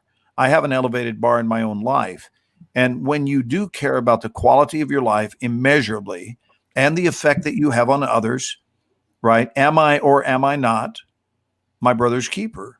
To me is a very healthy question for all of us to ask. And obviously that's not that's a genderless statement. When I say my brother, I mean my brother and sister. Am I my fellow human being's keeper? Do I esteem others to be every bit as important as I esteem myself and my own blood family? And the answer is yes. You know, and so when you see that in other people, it just changes the commitment to proficiency and excellence in your life. I had an interesting thing happen this week that out of the blue, and you may be too young to know him, Jamie, I don't know, but maybe you've heard about him mentioned in times. But there was back when Ken and I were younger, and Ken's like 10 years younger than I am. But when we were younger, there was a diver who was the greatest, not only in this country, but revered to be the greatest in the world. And his name is Greg Louganis. Oh, yeah. And I watched him So you've heard the name Greg Louganis. Oh, yeah. And the other day I'm on Clubhouse and I get a message from Greg Louganis, who is saying, I'm in your room and I really love what you are speaking about. It means a lot. And I looked down and I thought, well, how cool is that? And Greg and I are the same age. We're both 62. And actually, I think I'm maybe a few months older than him. So maybe he's still 61, getting ready to turn 62. And then we swapped some texts this week because I want him, when he has some free time, to come out and speak to my team. And but it just shows you that you never know who is being affected by you, who you are influencing, and they don't have to be celebrities. There is the trickle down theory that's in play, that wherever we are responsible for the influence we have on others. And please, God, let that influence be favorable. Let it be one that is loving, that is kind, that bolstered their sense of connectedness with life instead of impeded it or harmed them in any way, shape, or form. And sometimes we never know how far reaching that is. You may say something, or It might not even be a verbal lesson. It might just be the way you behaved in their midst that changed how they showed up as a parent in their child's life. So now you have favorably influenced their children, and you never met their children. So we just don't know. And I thought that was very cool that Greg Louganis reached out to me. That was about 10 days ago that happened. That's really awesome. That dude. is, I remember, I believe, so when I was living in Washington State, Seattle hosted the Goodwill Games. This must have been in the 90s. Mm-hmm. And we were just talking because we've been watching the Olympics. And I said to my husband, I remember when, they used to have the Goodwill Games. Do you guys remember that? Right. So Greg would have been about 30. And he in 1990, he would have been 30 years old. He was born in 1960. Yeah, so I believe he was competing, and I remember the Seattle Aquatic Center was actually in Federal Way, Washington, if you know where that's at. Yeah. But I remember that they built this beautiful aquatic center, and that's where the diving and the swimming took place. And I think that I think I remember him competing there because it was he was at the prime of his diving career, I believe, and he hit. I don't know if it was there his or head. It was in the Olympics. It was in the Olympics. He was in the Olympics, hit his head on the board in the middle of a dive, and then came back and medaled in the Olympics. Wow. After that. I mean, that's a champion. That's one of those. Wow. You could probably hear a mouse pee on cotton. Well, hey, Glenn, a little fun fact about Jamie Green, the Solar Queen. Yes. Oh, no. What is he going to say? She actually, at a comedy club, did a stand-up routine.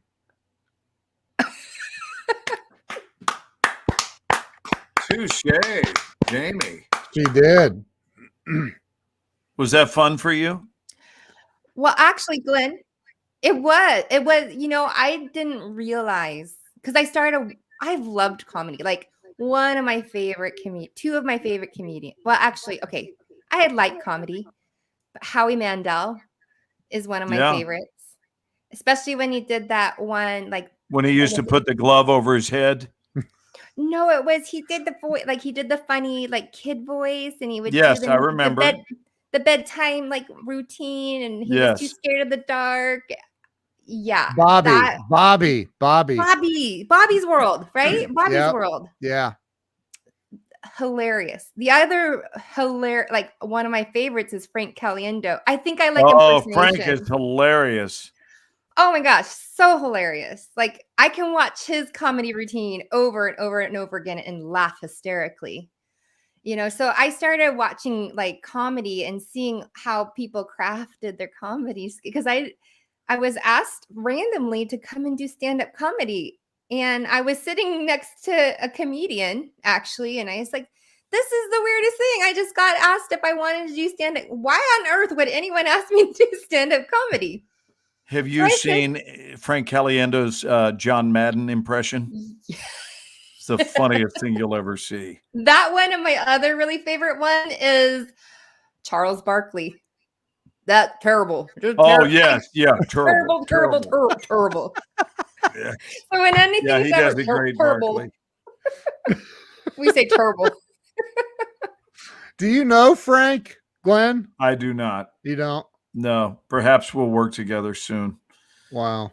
Yeah, he's a funny dude. Oh, he Super is. Funny. He reminds me a little bit of Zach Galifianakis. But they're, similar rotund sort of build. Have you seen Zach's skits where he's doing and you're talking about Between Two Ferns? Between Two Ferns. Yeah. When he had Hillary Clinton on and he said, I'll email you. Oh, no. It is so funny. I wonder if we wouldn't get dinged for showing that, would we? I don't know, but you can try it. Kate, you know who else is brilliant with impressions? Is it Kate McKinnon? Is that her name? From Saturday Night Live. Yeah. Oh, man. Is she a blast? She is funny. And she does a great Hillary Clinton as well. I'm I trying to love open- comedy and I love to laugh. And so, I didn't know if I was going to be funny, but I did get some laughs. And That's I think beautiful. what I drew from is just taking life, things that made me laugh out loud that happened to me in life, and then to share it. And then what I realized is just relatable things that happen in life that people can relate to and laugh about. Mm-hmm. Indeed. So Have it you was a writing seen- process, a writing process. He interviews Justin Bieber. He interviews Matthew McConaughey. It's freaking so funny. Are you putting something on here? And hello to you, I Mark. will. Do you want me to? Yeah, sure. Hello, Mark Rodriguez. Steve Good evening to you, Carroll. dear brother. You were funny during Ken's meeting last night when you stood up every time our 12-year-old resident member opened his mouth. Our You- 12-year-old Did you see resident- Mark just stood up like, I can't even handle it. I know. I have to leave now. My life is worthless. How is it that I'm sitting here looking up to a 12-year-old? I thought Mark was so funny last night. Dude, you missed it when you were talking about your Betty White incident. Yes. Luke was on here and typed in, "I love it." Was he really? Really? Yes. Go through the comments. He was here. And I gotta I go don't know if back he's and- still here or not, but he I put got to in, go back. "I love it." Luke is a really bright young man. Oh, geez. He's beyond his years.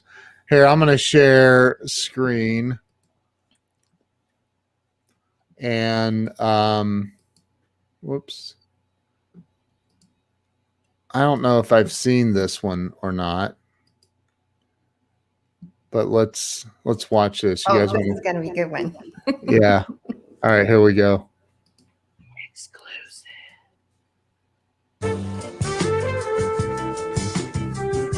Hello, welcome to another edition of Between Two Ferns. I'm your host, Zach Galifianakis, and I'm very pleased to have one of my favorite actors, Steve Carell. Yeah, it's a pleasure to meet you.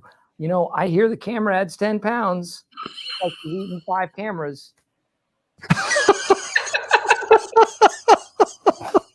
Here we go. Here we go. I really love The Office, and I think that you did such a And great. you love Ricky Gervais. I see where you're going. I've watched your show. I know what you do. Oh, I got you confused. I got you confused with the good one, right? Oh, no, I didn't mean your office. I meant the good one. And scene. And scene. I'm not going to do the insults like I usually do. Oh, I'm not going to say your character on Despicable Me.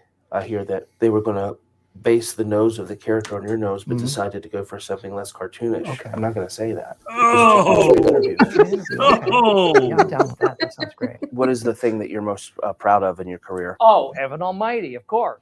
That's a good what I'm most movie. proud of. That's a good movie. Fuck you. I don't just lead me right into that and smack me across That's the a face. great movie. Okay. Regardless of all that, they go like it lost a lot of money and all that stuff. No one saw it, and the budget was way over, and no one was interested in seeing it. It's a great movie. Actually brought a few things I'd like to say to you. G-force, more like G, he's fat. The only French word you know is buffet. That's not true. I know the word croissant. I heard your last name used to be even longer, but you ate all the other letters of the alphabet. Zach, you look like a homeless guy who's been to a soup kitchen that specializes in ice cream soup.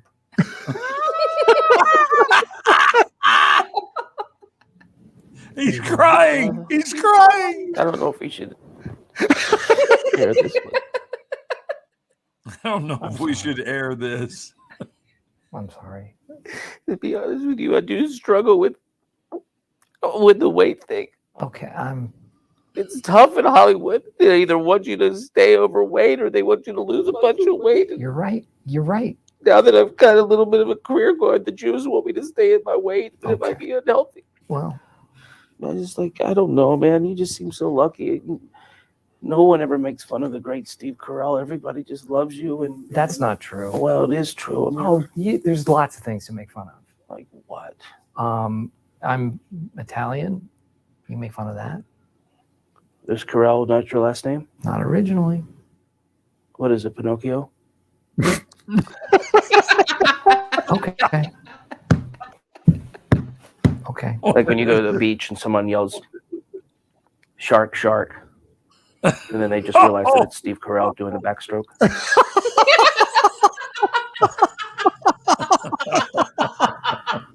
When you go to the beach and you swim out past the buoys, do people think that there's an island there? I'm not that fat, man. You are. No, I'm not that fat. You're pretty fat. If you were to do Do like my people percentage harpoon you? body fat versus your percentage of how much your nose weighs, I guarantee that your nose per capita weighs more than what I would. All right, fuck you, fat. I'm not that fat, okay?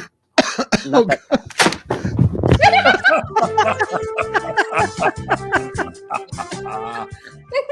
Oh, that's so funny. Oh, that's so funny. The one of I him need to do a Between Two Ferns. you do. Oh my god. Maybe after this fall. Yeah. Dude, that the one of him with oh gosh, who is it? Hang, I gotta go look. Oh, hold on. I'm gonna look real fast. Oh, Matthew McConaughey, I think, or maybe it was Brad Pitt. I mean, there are some funny ones. Oh my gosh, Will Ferrell, Will Ferrell. Oh, he's so funny. Zach is hilarious. One of my favorite Will Ferrell movies, though, has got to be The Other Guys. Oh, that's the best movie ever made. Yeah, that's great. Ken, there's something I'm going to finally order tonight. What? For you, brother. I'm doing it tonight. What is it? Horrible Bosses. You still haven't seen it? I have not. Oh, but I'm going to dude. order it tonight. That's awesome. I wish I was in Dallas. That's You So the will. Will Ferrell movie that you love, Jamie? The Other Guys. Yeah, with Mark Wahlberg, right? Yeah. Yep. Remember Will Ferrell's wife? The scene with Mark Wahlberg. What? Who is that? He's like, oh, that's Cecile Ball and Chain. What's her name?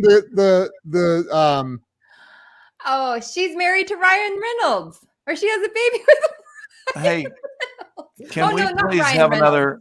Can I beg you for another episode of Between Two Ferns? Which one? Drop a 1, kids, if you're watching and want to see another episode of Between Two Ferns. I hope we don't get dinged for that. Drop a 1. If we do, it's been fun. No, Whatever. that gal. It's from the guy with the Notebook, and he was in the Notebook and in a movie with Steve Carell. When Steve Carell goes through divorce and he's trying to meet new women. Do you guys remember that movie? Yes, The Notebook was directed by a friend of mine. Wow. That is one of my that was a all-time favorite movies. beautiful film. Nick, It was. my buddy Nick Cassavetes, look him up. He directed The Notebook. Do you want to do Will Ferrell? How can you not want to do Will Ferrell? Bradley Cooper, Jerry Seinfeld. Holy crap. Nice. Let's do Ferrell and Seinfeld. All right. I even love Jerry's thing about comics, comedians in cars drinking coffee. Yes. That's a great one. That's a lot of fun. All right. Did Let me Zach show Look at you. all these ones. Look at all these people that want Yeah. it. It's All Does great. he do one with Jim Carrey? What's that? Is there one with Jim Carrey and Zach Galifianakis? There might be. There is with Jim Carrey on the car comedians in cars drinking coffee. I know that. Did you Yeah. know that I worked with Jim? He is probably my all-time favorite comedian. Did you know that I worked with him, Jamie? I did not know We did that. a series. He was the executive producer of it. It was a series for Showtime called I'm Dying Up Here, which was about stand-up comedians in the 70s. Oh, Really good series. And Wow. I did it right before I went to Supergirl and then on to The Resident. I did it between Bloodline and Supergirl. Wow. It's pretty cool. Great show. Gosh, that was a great show. What's it called? Called I'm Dying Up Here, which is what comics say when their act is falling apart. Oh, Right? I'm dying up here. It's Gotcha. not a reference to somebody physically dying. It's the death of your act. mm. wow. You ready for this? Yeah, let's do it. Speed stick. Hi, my name is Zach Galifianakis. Welcome to another edition of Between Two Ferns. My guest is Will Ferrell. Hey, Hey, man. what's up? What's up? Hey, Great to see nice you. to see you Thanks too. for having me. You look It was great. Fun. Thank you. You look really good. Likewise. Yeah, we've really never had a sit down No. 101. I think we had that lunch one time. We did have a lunch, Yeah, right? yeah. In New York. You're a big lunch guy too. Yep. I knew that was the case. Everything must go. Mhm. Kind of a departure for you, right? Yeah, you've done a little bit of that where you get to do a more serious. You do type one of for movie. them, you do one for you. Right? Is that that's the kind of Bones it out. Oh God, that really hurt. I'm sorry. Did that hurt you? I felt like we barely touched. Should we see a clip? Can we see a clip?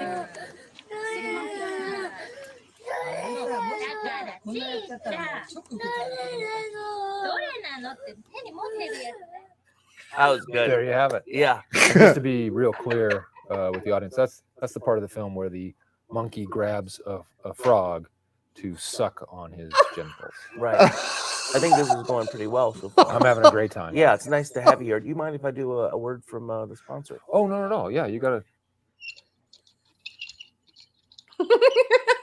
Okay.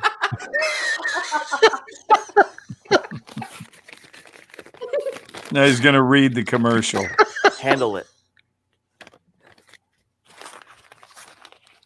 Handle it. Speed stick. I actually have a sponsor as well. Oh, really?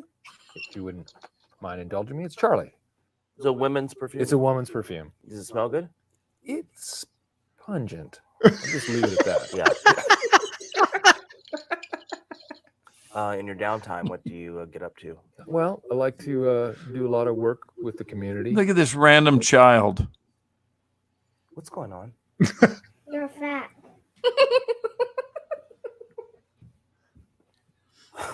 Can I just stop you real quick and just say, what a wonderful atmosphere you have here. It's a great set, it's great, incredible spread. In fact, I was having some. Can you bring up some of those cherries over? I was having some of these cherries. Have you tried any of these cherries before? Just take one bite of it. Is that not the nicest cherry? Watch, he's going to put his fingers in his mouth, I bet. They're turning it into a romantic thing.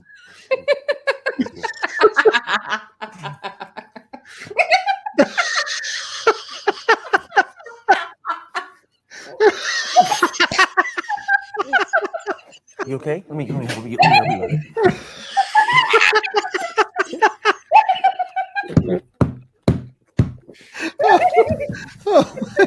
Oh my God. What in the the Ken and Glenn show has gone off the rails. What is your favorite app? Oddly enough. Did I leave my keys here? What? Did I leave my keys? keys? That was like 2.5 years ago. Can I look around? It's 2.5 years ago. It's been that long since the guy did a show. Yeah. I got you. From Mad Men. Bye. Bye. What kind of other things do you do in your downtime? I'm starting to manage dance teams, hip hop groups. Oh, that's great. Yeah, anywhere from 4 to 50 kids, and just a lot of energy, Yeah. a lot of motion, a lot of fun, a lot of high fiving, a lot of smiles. That's that's basically the mantra of it. It's like a lot of fun, a lot of high fives. Is that what you said? I said, if you're listening, a lot of motion, a lot of high fives, and a lot of smiles. If you're That's what I said. listening. I was pretty clear about what I said. I'm listening to what you're asking me, and if you're not listening to my answers, let's just call it a day. But the mantra is just the. Just shut up about the mantra. Just shut up. Okay? Yeah. Okay. If you can't get the fat out of your ears and listen, then why am I here? Get the fucking fat out of your ears. You know what? I'm not that fat. Okay? I'm not that fat. Lost 9 pounds.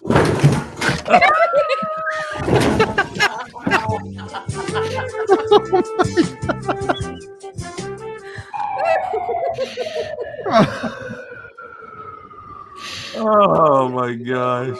Oh my gosh. Wow. Okay. I think Pretty my heart funny. is in good condition. I think there's the power of threes. You got to do one more. Which one were you going to do? Seinfeld? I Or think McConaughey? that's Got to be gotta be. Seinfeld, doesn't it? But McConaughey is funny. Oh, I think we I should do knew. McConaughey. I've not seen it, but I somehow knew that they were going to do something romantic, like with their fingers, and they wound up. I mean, it's ridiculous. The one with Hillary Clinton is hilarious too. And it is an impressionist, or it's really Hillary. It's really Hillary. We'll do pretty it. funny. I don't care.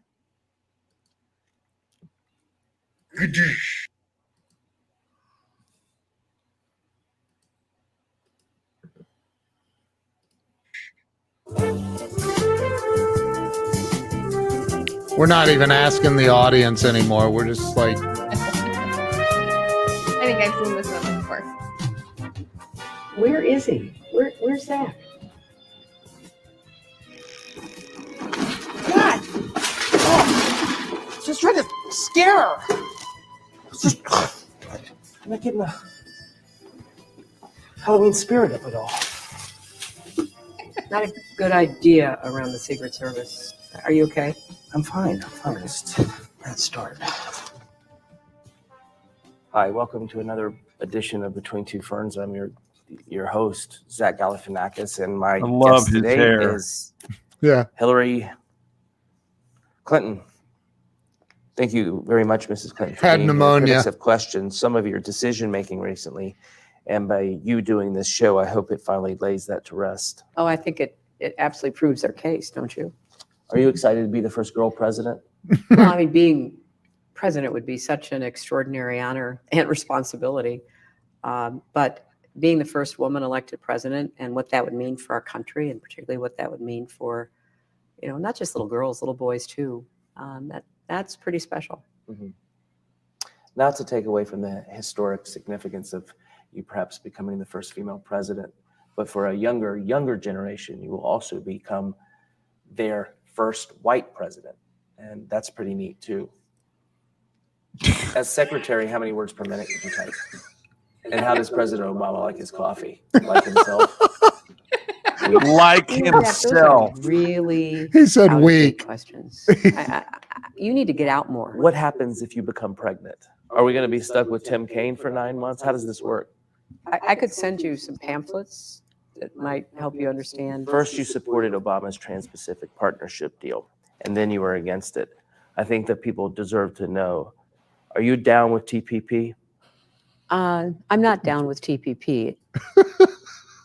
No, you're supposed to say, yeah, you know me. Like the hip hop group. Don't tell me what to say. Fine, lose. Country goes to shit. Let's talk about Trump. Let's. When you see how well it works for Donald Trump, do you ever think to yourself, oh, maybe I should be more racist? When he's elected president and Kid Rock becomes Secretary of State, are you going to move to Canada or one of the Arctics? I would stay in the United States. And what would you try to? Try to prevent him from destroying the United States. So you're She's going to trying not to laugh. No, I wouldn't take up arms. I think that might be a little extreme. Oh, right. Because you were saying before we were rolling that you wanted to take away everyone's guns. Very cool. Cool. I really regret doing this. Any regrets over losing the Scott Baio vote? Not a one. So it wasn't heartbreaking that. No. Yeah, but Chachi. I mean, who's going to be next? Max Headroom? I'd love to meet the person who makes your Chachi's pantsuits. vote. Oh, really? Yeah, because for Halloween, I wanted to go as a librarian from outer space. I think that would be a good look on you. Have you thought about what you're going to be wearing at the debates? There's this thing called the double standard. And so I think about, well, what should the first woman nominee of one of our two major parties wear to the debate? And I have no idea. So if you've got suggestions, I'm open to them. Do you wonder what your opponent might be wearing? I mean, what do you, I assume you'll wear, that red power tie. or maybe like a white power tie. That's even more appropriate. When he went to Donald Trump's wedding, did he write his own vows? And did Michelle Obama write Melania's? I really couldn't see or hear very well. So I'm not quite sure what his vows were, but I'm sure they were great and huge and wonderful. Like his bowels. Chelsea, your daughter, and Ivanka Trump, Trump's daughter, are friends. Does Ivanka ever call Chelsea, to talk about boys that might have crushes on her, like her dad? I don't think so. What's going to be the number one focus of your presidency? Oh, Zach, it has to be the economy. We need more good jobs with rising incomes. We've got to make the economy work for everybody, not just those at the top. We need to take a break. We just need to have a word from our sponsor. Washington is broken. The truth is, too many politicians are totally controlled by special interests and lobbyists. We're going to make America great again. I'm Donald Trump, and I approve this message. He approves the message. Why would you play a commercial for my opponent in the middle of our interview? He paid me in steaks. I'd be afraid to eat them if I were you. It's a good cut of meat. I think it's part of the asshole. Well, this has been a lot of fun. We should stay in touch. What's the best way to reach you? Email? Oh, wow. You've got mail. Wow. Oh my God, that's so funny. Holy crap. Zach Galifianakis, you're a friggin' genius. If you He is. ever see this, some way, somehow, if you should see this, and God knows stranger things have happened, Yeah. come do the Ken and Glenn show. Oh Would my you God. just come be our guest? Oh, that would be. Whew. Wow. I would say come play with us on The Resident, but we're not a funny series. That's kind of not our thing. But, Did you wow. see him in The Hangover? Did you see The Hangover? Oh, sure. I was just going to say it was on TV last night, and I rarely watch TV, but I turned it on for some reason, and it was The Hangover 3 with the giraffe in the opening scene. Oh my God. Yeah, I really like Mike Tyson in The Hangover Oh. also. He is so funny. I just watched Mike Tyson in an interview with Tony Robbins at Tony's private Fiji mastermind event that he had in Really? mid 2020. Yeah. And Mike flew in, obviously on a private jet, but he flew in and it was phenomenal. I've never seen this.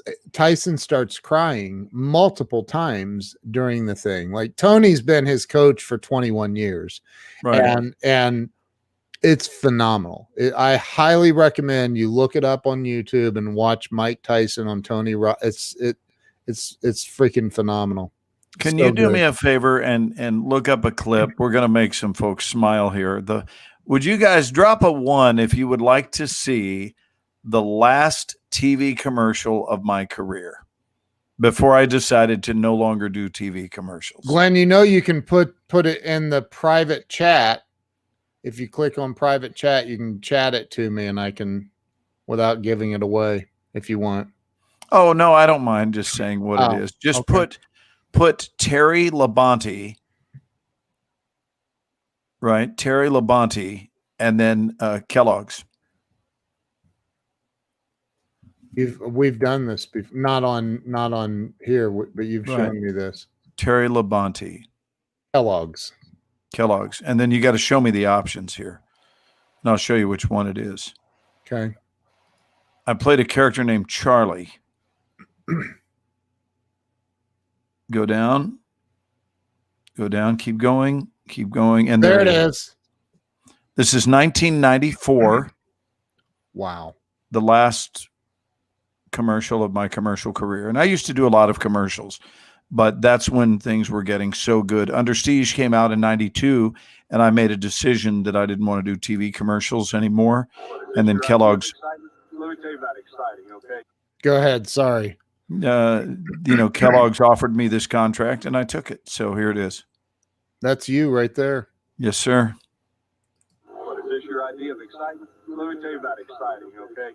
Driving around a racetrack at over 200 miles an hour, that's exciting. These are just flakes. What do you think? These are really good. They're crispy too. Really? Yeah, they're mighty good even with nothing on them. What are they? Hey, Charlie. Yeah. Kellogg's cornflakes?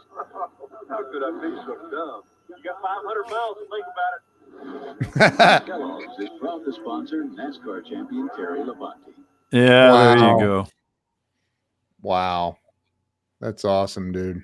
Were you in Yeah. Under Siege? Did you say Under Siege Yeah. with Steven Seagal? Yeah, Yep. Steven and Tommy Lee Jones and Gary Busey. And Oh my gosh. yeah, I had a great role in that movie. Really cool role. I feel like I need to go back and watch all of these movies that you were in that I've seen but didn't know it was you. Yeah, you got to go back a ways, darling. 1975. But that one was done in 92. But 75 is when I started doing movies. Hey, Ken, I think I'm Yeah. going to go and eat some dinner. Now that I've had dinner, I'm going to eat dinner again. Yeah. No, I want some dessert. I want to go find something in the kitchen. And you need to get that movie. Yes. Where would I find it? Is that something that I could still order these days on DirecTV, or is it outdated there? Or do I have to just go to like Amazon or something on? Would it maybe be on Netflix? I feel like it should be available. It's on Apple TV, Amazon Prime, or YouTube. It's on Vudu or Google Oh, Play wait, Movie. it's on YouTube? You have to rent it on YouTube, but yes. Oh, okay. Well, that's easy enough to do. It's $3. That's all I have to do is go to YouTube and rent. You can rent the That's movie. here's to prove that I'm so checked out. I didn't even know you could rent on YouTube. You can rent on YouTube. So Horrible Bosses. Yeah, find out so that I can go do it. I'll just show you right You've here. said so many good things about this movie. I have to see it. Live on the air. Let me share my screen. And so you just go right here. You search YouTube for it and then click this button, buy or rent. Oh my goodness. You can rent it And or buy there it. it is. Wow. That's right, because Jennifer Aniston's in that movie. Have you not seen it, Jamie? I have seen it and it was funny. Oh, it's funny. She plays this Don't tell him. Don't tell him. I already told him, but Oh. it's so funny. Oh my gosh. So Hey, can I take a moment to just say thank you to those of you who hung with us tonight? Yeah. We love that we have an audience. We haven't done a lot of shows in the last few months, but we still do gather from time to time. And I like connecting with Ken all the time. And Jamie, it's been a real pleasure, honey, to have you here with us tonight. Glenn, Thank you, you guys in the audience, for spending some time with us. I got to tell you, Glenn. Yeah. I told Jamie of our plan. I won't mention it yet on air. Yeah. But she's yeah. Is she excited? She looks excited. Yeah. She's excited. Yeah, that's a happy face. Yeah. So yeah. So I do want to do a little plug. We are going to be back on Tuesday nights on Fox in the fall.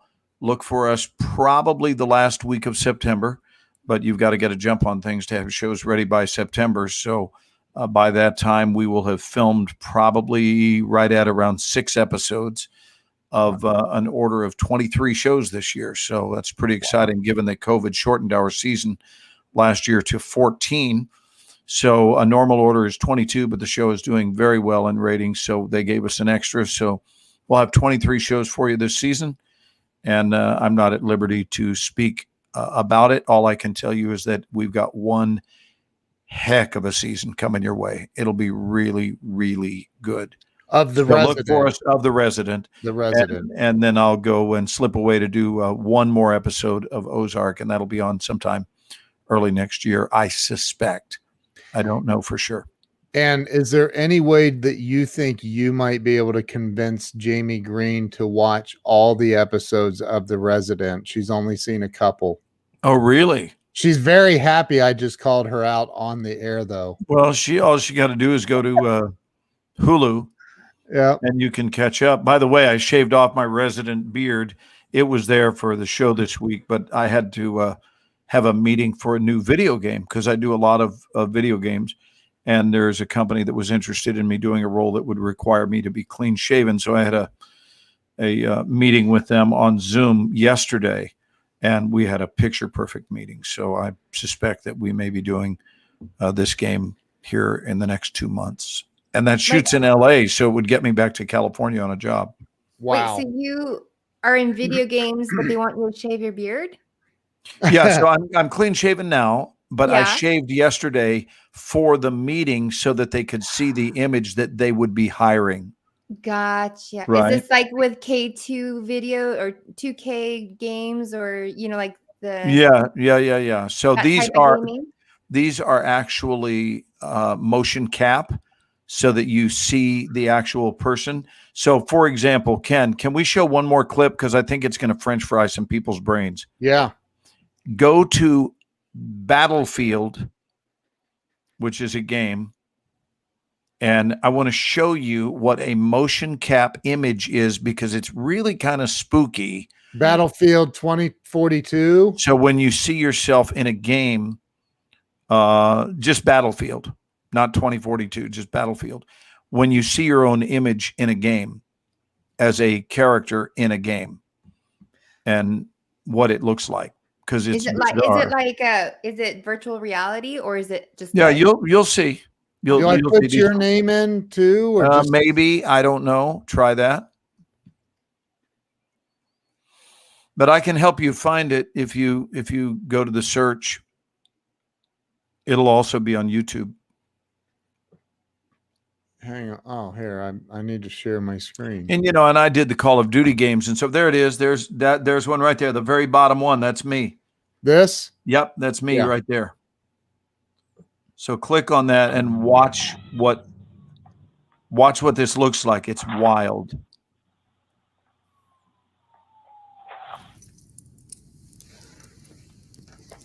That better? Yeah.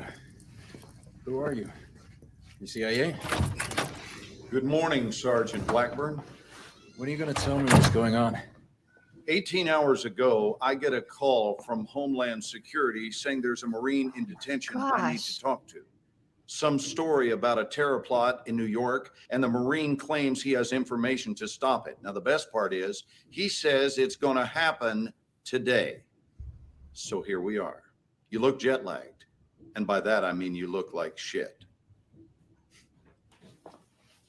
Who is this? It's him. That's Solomon. And you still believe he's planning an attack here in New York? Don't you? Why? Because he said so. I read the file. He's trying to save his own ass. He doesn't know what we want to know. Wait, just hear me out. You want to bury me after, go ahead. We don't need to bury you. You're already dead.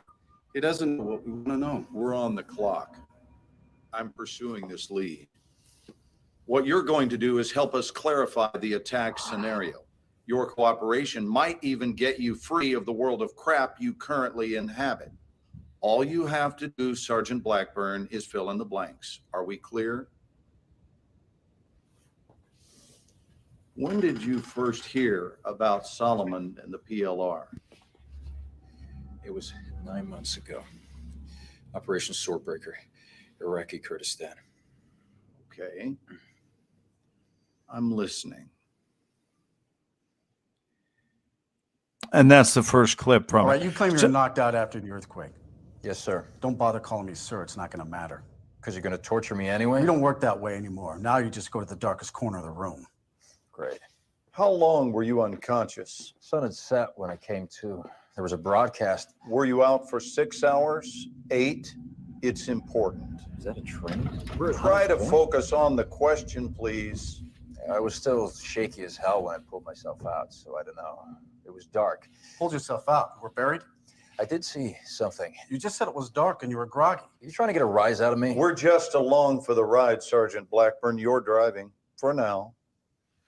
If you say so. So it was dark and you were groggy. You saw something after the quake. What was it? That's all we need to play right now, bud.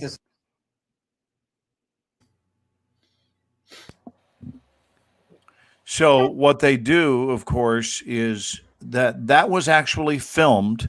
So they don't draw that in, but then they manipulate the image.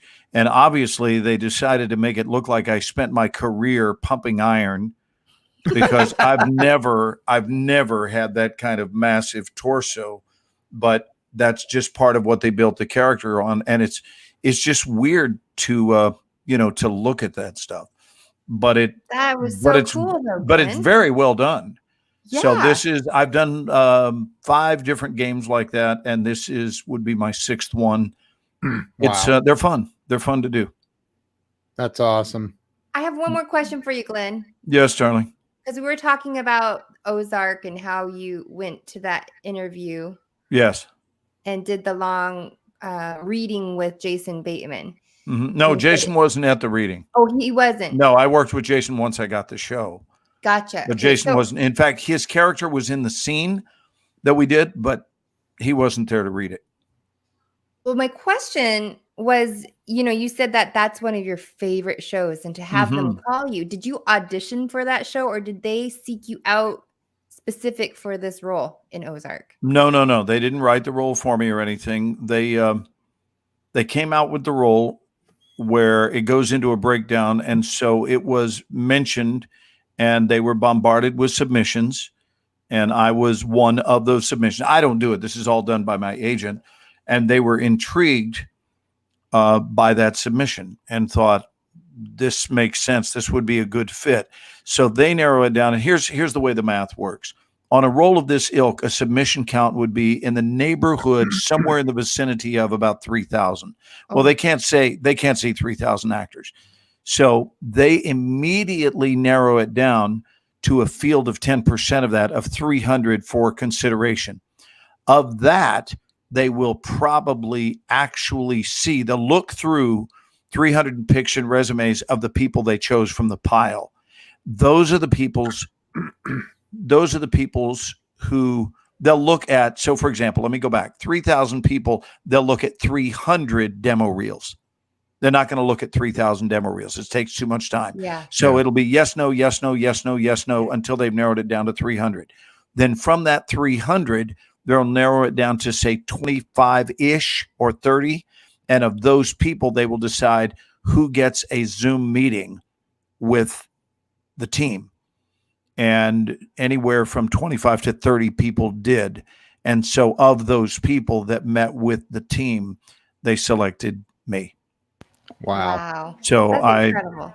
it's pretty incredible. That's why anytime you book a substantial role, it's worth jumping up and down about, because there's a lot of folks that were vying for that role, and I don't believe it has a thing to do with, quote, beating anyone out. I don't think it has to do with being better than, because there are so many of those people who are equally qualified to do the role. I think it has everything to do, and I can't say this seriously enough, with how people feel when they are in our midst. And I think that's a life truth. I think that wherever you go, these same rules apply. Do people feel better when they're around you? Do they feel worse? Hopefully not, when they're around you. Or are they unfazed either way? They don't really have a sense. Because I got to tell you, that's not working in your favor. If when you leave a room, someone says, what about her? Or what about him? And you go, Yeah. has never been good for someone. Even if you didn't piss anybody off, if they don't really have a sense of anything, they go, I don't really care one way or the other, then you're not going to be their choice. So the only way you are a choice is when you move someone energetically in a favorable way, right? Was there something compelling about your presence? And this is true whether you're selling cars. It doesn't matter what your line of work is. Is there something compelling about the individual that came out to engage us? And then you start realizing they're buying the person as much as they're buying the car. And that's what great salespeople know to be true. So this is what I teach in my coaching for actors, is what they're hiring at the top of the list. Yes, certainly talent, but the two biggest factors are presence and energy. Yep. Right? They're hiring your energy. Does that energy do something to them where you go, I want another scoop of that? Yeah. And that's how I think people feel around you, Jamie. They certainly feel that way around Ken. No one has ever said, thank you very much. I've already had a bowl of Ken Walls. I don't need any more of that. Right? They don't react that way. And nobody thinks that about you. It's like, oh, I love Jamie. I love Jamie. I love Jamie. And that's going to fare very well no matter what your field of endeavor is. It doesn't matter. You could sell anything, but they're buying your unique presence for sure. We have any other comments here we need to address? Nope. Let's call it a night. Let's wrap it up. Thank you, guys. Jamie, we love you. Thanks you for for sitting having in me. with us tonight. Jamie, Thanks you're for having awesome. me. Thanks for being here tonight. Thank you. So Ken, don't I love go you. anywhere. Love you Ken, too. I love brother. you, buddy. Have a good weekend. Love you too. Love Have you, a great Jamie. weekend. Love you guys. All right. Well, Love you hang too. tight. I'm going to end it with our video. You guys have a great weekend. We'll see you later.